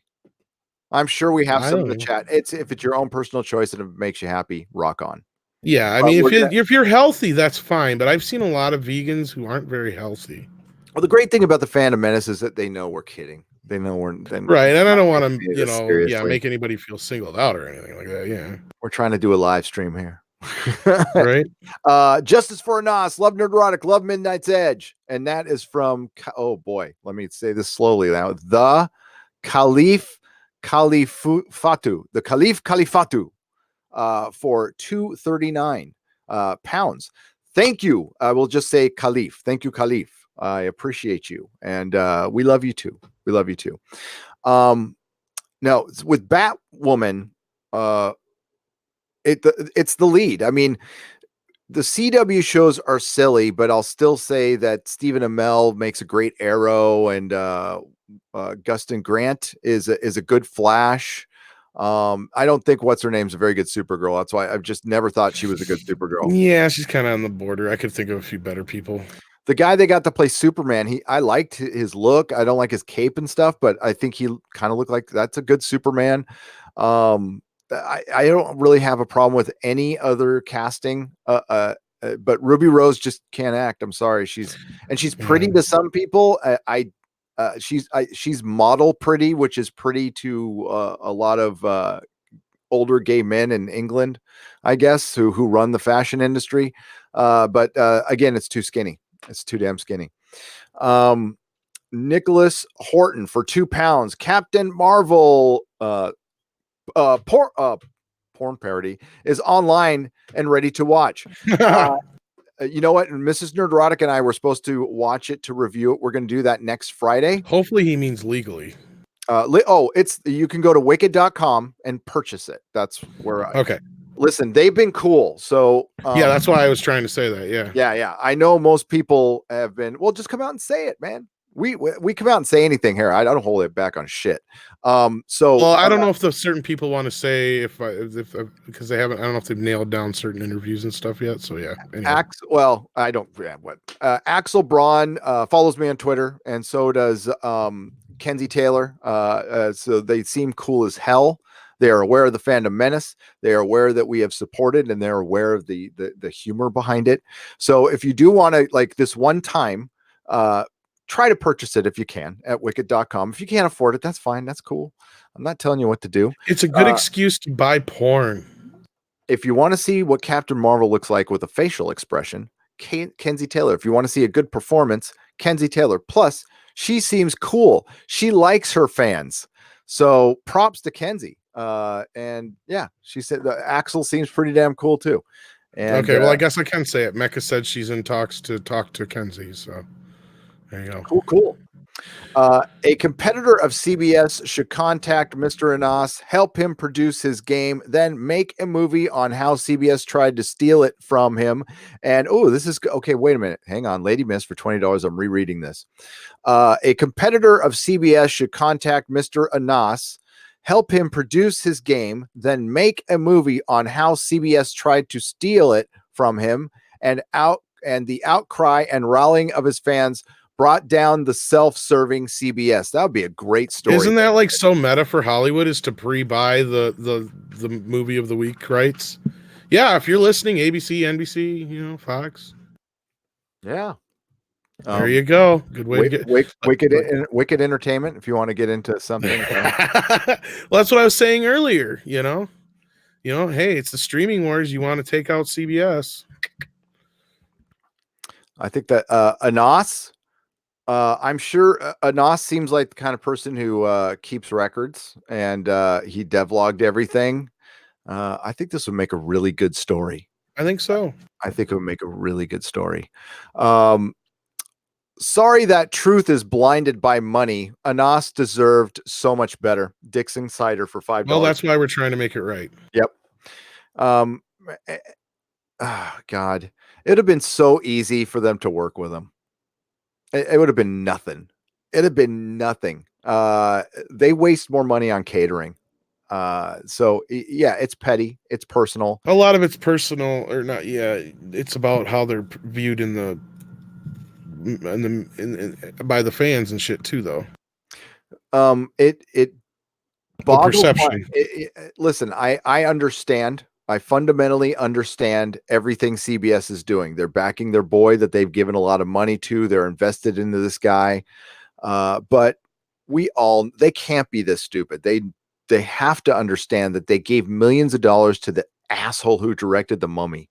They gave him Star Trek.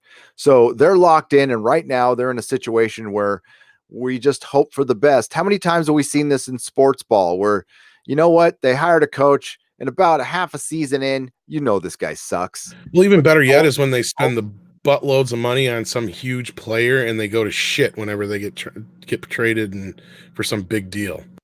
Yeah. I've rooted for the saddest sack sports ball team of all time. The team, forget Cleveland Brown fans, shut up. Cardinal fans, shut up. The Chargers were the losers of all fucking time. We found every single way to fuck something up. We had the worst coaches. We had Norv Turner for years. Believe me, I've suffered with a shitty team for a long time. And Kurtzman is worse than Norv Turner. He's like the Norv Turner of CBS. Yeah, you're probably right. Better with the coach. David Boston was that player. No, he was a great receiver for the Cardinals. We got him for millions of dollars. And then like the next day, he didn't want to work out with the team. We find out he was just like juiced to the gills and got injured and didn't do anything. Yeah, David Boston. Cancel Tom, says the rookie critic. Why? I want to see your old vids, dude. I told him where to find him in the chat already. Yeah, what do you hide him like Jeremy? No, there's a few of the old ones are still on After Dark. And then I have a whole nother channel I directed him to. So Hey, all my the only videos I took down are the ones that had copyright, not takedowns, but claims, because in my early YouTubing days, I wanted to be all fancy and throw in, well, my videos sucked, but I threw in Game of Thrones actual music, and every single one of them got hit. But I've got everything is still up, and if you can't find it on my channel, look for it on Nerdrotic.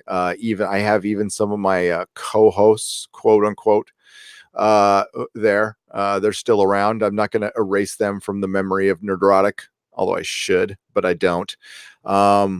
I heard one of my old co-hosts called critics of Batwoman incels. oh my goodness. Yeah, I think that's funny. I think it's really funny. Hashtag projection. Hey, Ruby Rose is great in John Wick as a mute, says Captain Plank for Australian $2. Yeah, you're right. I barely remembered she was in that, but that was John Wick 2 or 1. Was she in John Wick 2? 2. 2, yeah. Yeah. But yeah, I didn't mind her in that, but she didn't say a word. she's gonna look better in the proper Batwoman costume. That's not practical for actually fighting crime or anything, but does stylistically look a lot better, except for the ridiculous fake red hair, which is not gonna, right. But which makes her look more like Batgirl, if you ask me. But I guess that's what I seen the comic. I'm like, oh, I guess they got that much right. I guess whatever. But speaking of Ruby again, because Action Com brought up before, one superhero that is a vegetarian technically, I guess, would be Popeye because of the spinach. But I don't know about that because I don't know if he's a vegetarian. And the thing is, I heard, I guess spinach, somebody got it wrong years and years ago how much iron is actually in spinach, so that's why they promoted it that way. But then they come to find out that it doesn't have as much iron in it as they thought. It's still good for you. Don't get me wrong, but yeah. It's just not as much as they were making commercials that smoking was good for you back then. Right. So. That's the problem is, somebody just got something wrong. That's all. Dude, those old Popeye, the comics. I don't know if you, Mrs. Nerdrotic and I went down to the LA Museum of Modern Art, and they had a whole Popeye thing there, and they showed some of the old comics where he's smacking, he's like beating the shit out of olive oil. It is wow. God damn. I could not believe it. I'm like, whoo, man, if some of the people saw that shit now, crazy. But it's there's one time where he just they are of their time. Very of their time. But I still love Popeye. Popeye was awesome. H.R. Seeger. Did you ever see that picture of the dude he was kind of based on? Yes. Yeah. Wow. Got that right. Gary, how might Viacom remerger benefit Anas? I don't think so. I think it doesn't matter. I don't think it changes the case. I think the problem is they have the deal with Kurtzman. Yeah. So it's going to be against whoever it's against. Plus, there's Netflix. We can't forget Netflix is involved in this too. And they can't be happy about this, and take it on Netflix too. We're not just talking about CBS All Access. We're talking about Netflix. Now, Netflix, as innocent of a party as we may think they are, they did finance the first season. That means they signed off on everything, including the giant blue tardigrade that travels instantaneously in time and space. Well, wasn't that one of the bits early on is they wanted Anas to drop Netflix from the case? And he did not, that I know of. So don't. And that was a big point of contention between those two, I guess, too. Get it together now for $5. Gary, do not confuse education for intelligence. You are very intelligent for a cracker. Kicked out of high school three times. Thank you. I do my best as a peckerwood, as a cracker. The rookie critic for $5. I'm working. Thank you very much. Get it together now. I appreciate that. I'm working on my next film project to release next summer. Going to try to make my best work. I already cast Tom and Jesse. Oh, well, man, that's like De Niro and Scorsese right there. Talking to me? Yeah, he's talking to you. He's talking to you. It's like De Niro. Trying to think of a good. I can't think of actresses right now. that I like. Who do I like? Meryl Uh, Streep. I don't know. I don't like Meryl Streep. No, you don't. I was just Yeah, I don't picking like out of my ass there.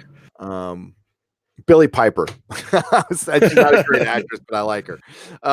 There we go. Diane Keaton. That's what's thrown in the chat. Uma Thurman. Uma Thurman. Thank you. Love Uma Thurman. Mila Jovovich. She's not a great actress. Yeah, she is. I love Mila Jovovich. Give her an award for wearing Band-Aids. ScarJo. I like ScarJo. Benjamin Wood for Australian $2.99, but no comment. There you go. The Rookie Critic, $2. Everyone recruit one person each to the Incel Army. Yes, everybody recruit to the Incel Army. Unfortunately, I keep relapsing, so I'll try. I'll keep trying, Rookie Critic, to be Did an you incel. see our new video on the main channel? Yes. The Joker one. Or Andre come to me with two. He rarely does this. He come to me with two different thumbs. And I can't even remember what the first one said. And the second one is the one he used, which said no one was shot. No one shot today. That was fucking beautiful. Like, you can't use that one. It'll get demonetized right away. He goes, fuck it. I'll use it until it gets demonetized. I don't care. It can be demonetized. Latveria weeps for the Joker. Andre is Dr. Doom, by the way. Oh, God. That'd be Fucking amazing. Dr. Doom. I love Andre. By the way, nobody knows what I finally saw what he looks like. I'm not going to dox the man or anything, but it's not how you imagine. Andre's a handsome devil. So and he's got a beautiful wife too. Yes. He's very Euro. We like Andre's awesome. So he could play Dr. Doom. Oh, probably. You know, it'd be amazing is if he could go back and revoice the Fantastic Four from Corman. Because that was one of the things that's not finished. Because it's all into the mouth. I'll get you, Reed Richards. Yeah, it's because it was never redubbed. That's why it was never finished. Yeah, still the best damn costume. It's still actually the closest one to the actual story, if you really think about it. Hey, outside of that one little character guy, Thing costume was brilliant for the time. Hell yeah! Oh my god, I would love to have one of those. Sure, it's corny, but it's still closer to the comics. Corny. I can't. And they were trying. Those folks were trying. They had no clue that thing was not going to ever see the light of day. Speaking of corny, I don't know why I thought this. Hot Toys is made 1966. I didn't see this. I'm so out of the loop. Batman and Robin. Oh my god, they're perfect. I'm like, fuck. I can't afford those though. We got to think about Anas. How does bright, highly visible red hair make sense for a hero that's supposed to be stealthy, lurking in the shadows? Kaz Walker for Canadian 5 pesos. You know what? Stylistically, if you saw it in the comic, it worked. On television, it doesn't work at all. That's why, as dumb as the first costume looked, that was a much more practical costume for her. I love what Mrs. Nerdrotic say, once it fits a woman, right then she goes, does it come in petite? Mrs. Nerdrotic's pretty catty. She's one of the she seems so sweet though. She is, but she can also, she's a little firecracker, that one. Wiley, she's super nice though. I don't know why the hell she puts up with me. I am a pain in the ass, trust me.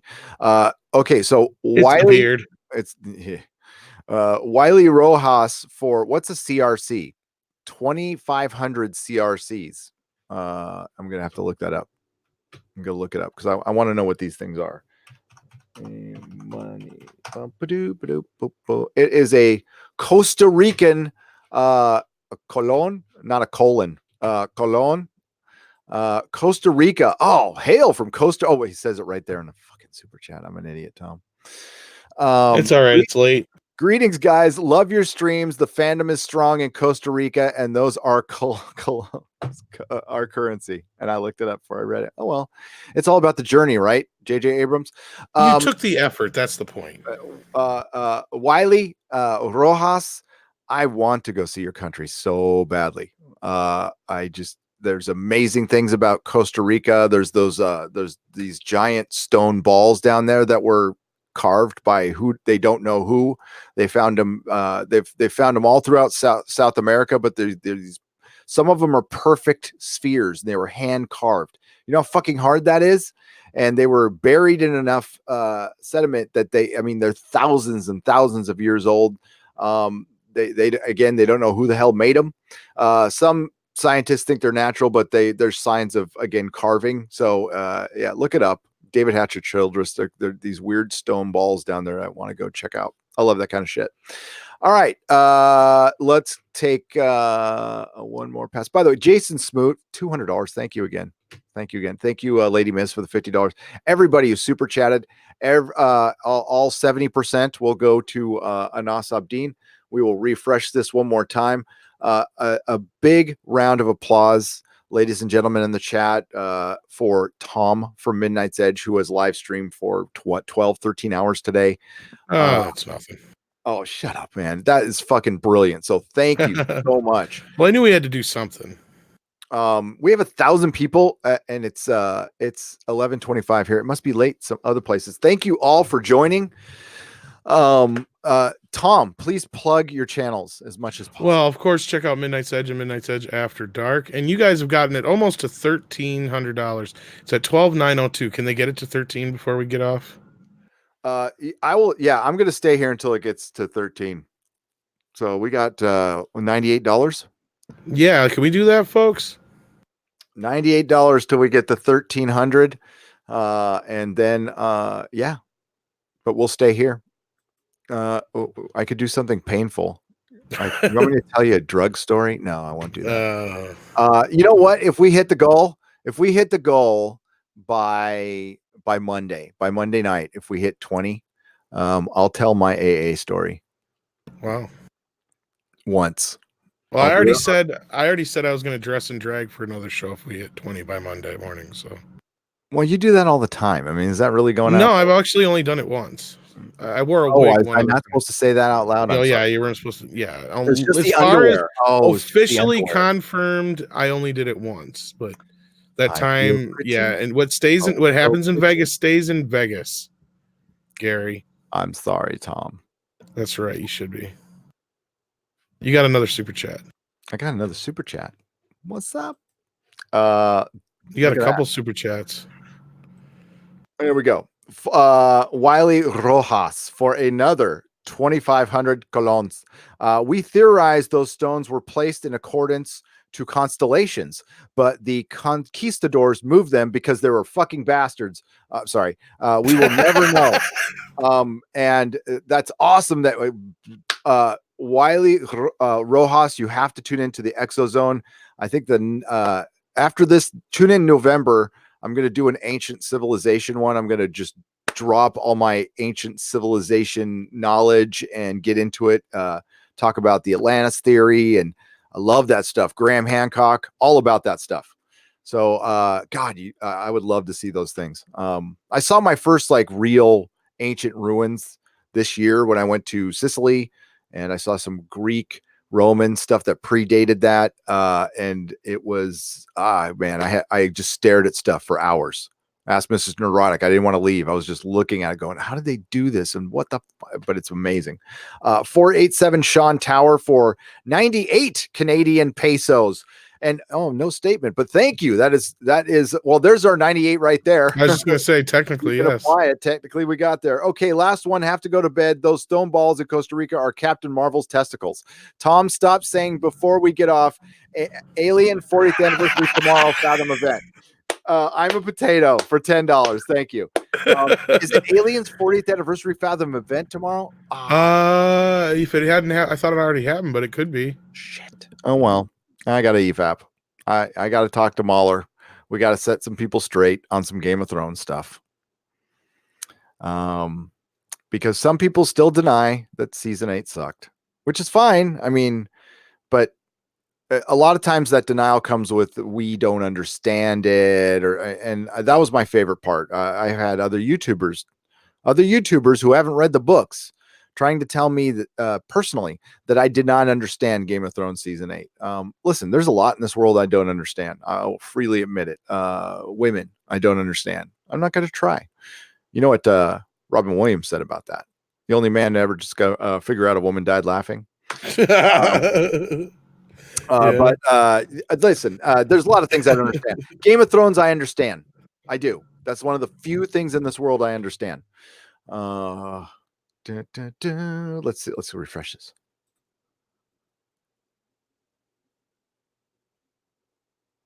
Did it? Oh, okay. Well, then we got our 98. Listen, people, it's late. That's it.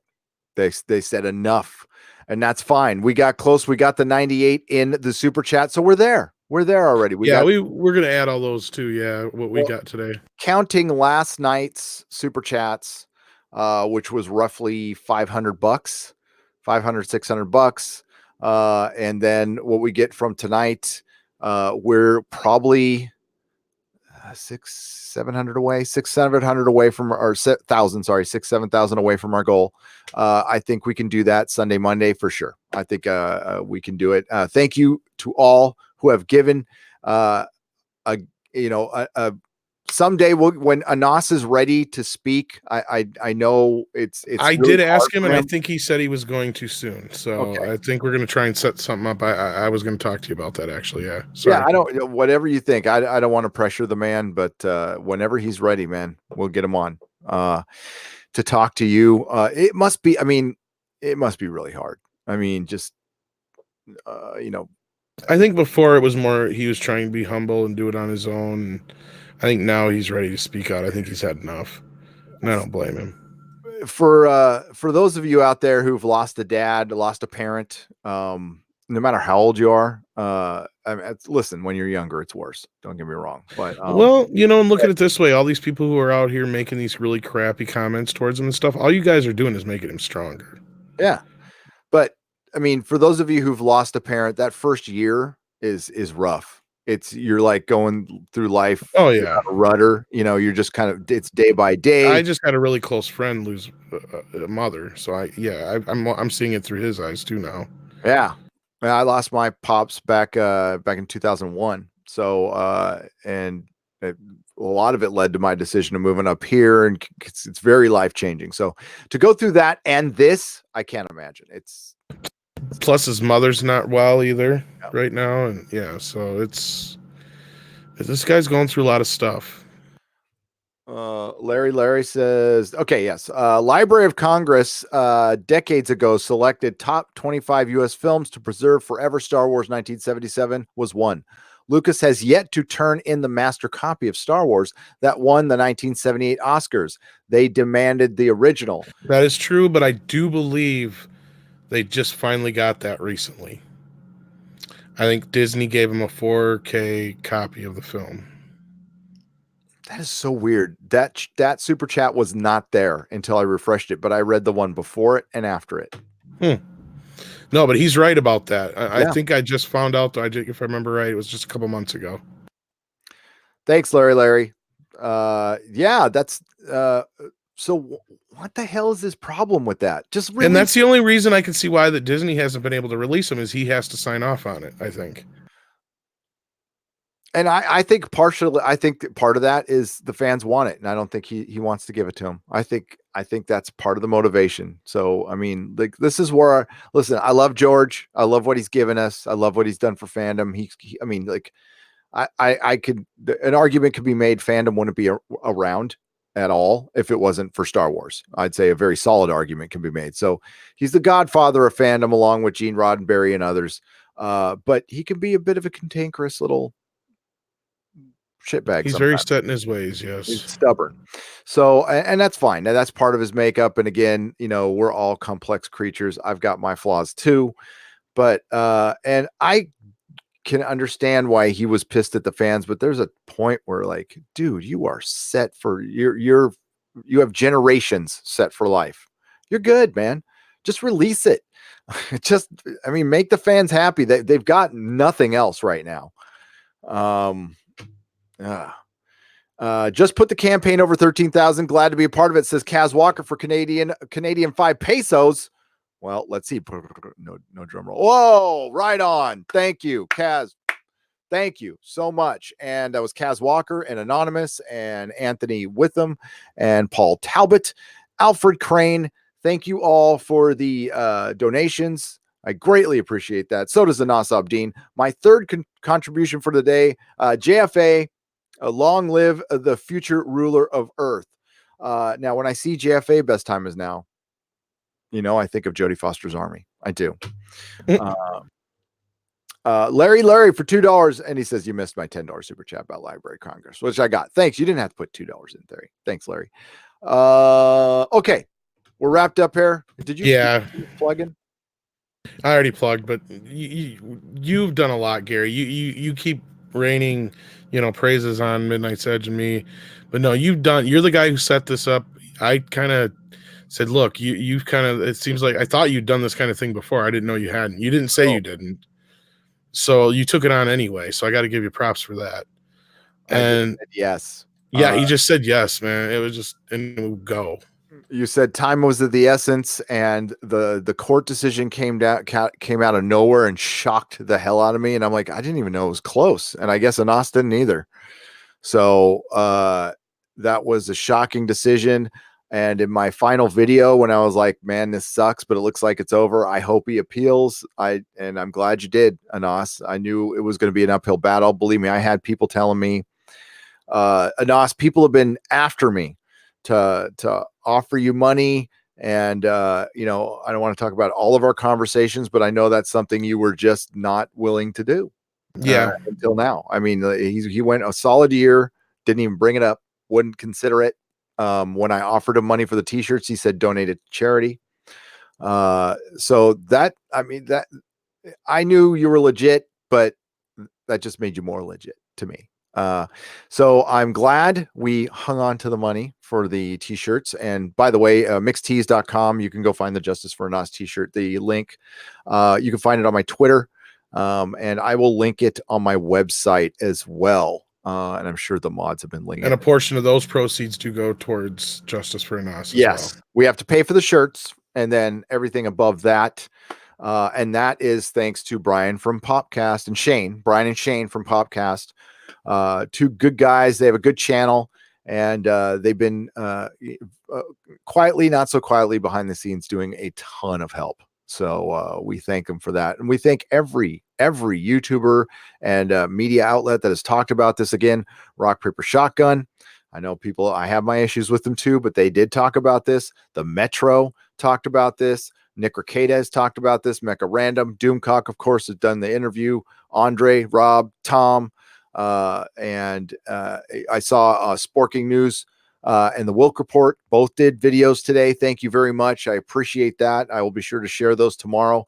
Anybody who wants to make a video, please DM me on Twitter and email me. Get a hold of me so I can share it. Anything I can do to help, I'd be happy to do. And if you've thought about starting a YouTube channel, this would be a good first video. Be a great first video. And again, a plea to any media outlet. If you want to start coming correct, the olive branch is out there. I will share whatever information I'm allowed to from Same here. Yeah. To if you guys want to write and get the ball rolling on some investigative reporting stuff we can't do. Man, I'm willing to help. Drop of a hat. So yeah. And even if you're somebody who thinks they have some kind of skills they can donate to the cause, that may let us know. We'll let you know if that's something we think you can help us with. Yep. I know Bounding into Comics is on top of this. John F. Trent, let me know. Bleeding Fool is out there. I'm sure they'll get on it eventually. What was that? I'm trying to read what Mecca's got to say there. I've hidden the GoFundMe at my at the start of my regular videos so they don't suppress it. Oh, well, thank you. Yeah, that's typical of YouTube. They like to suppress everything. It's not corporate.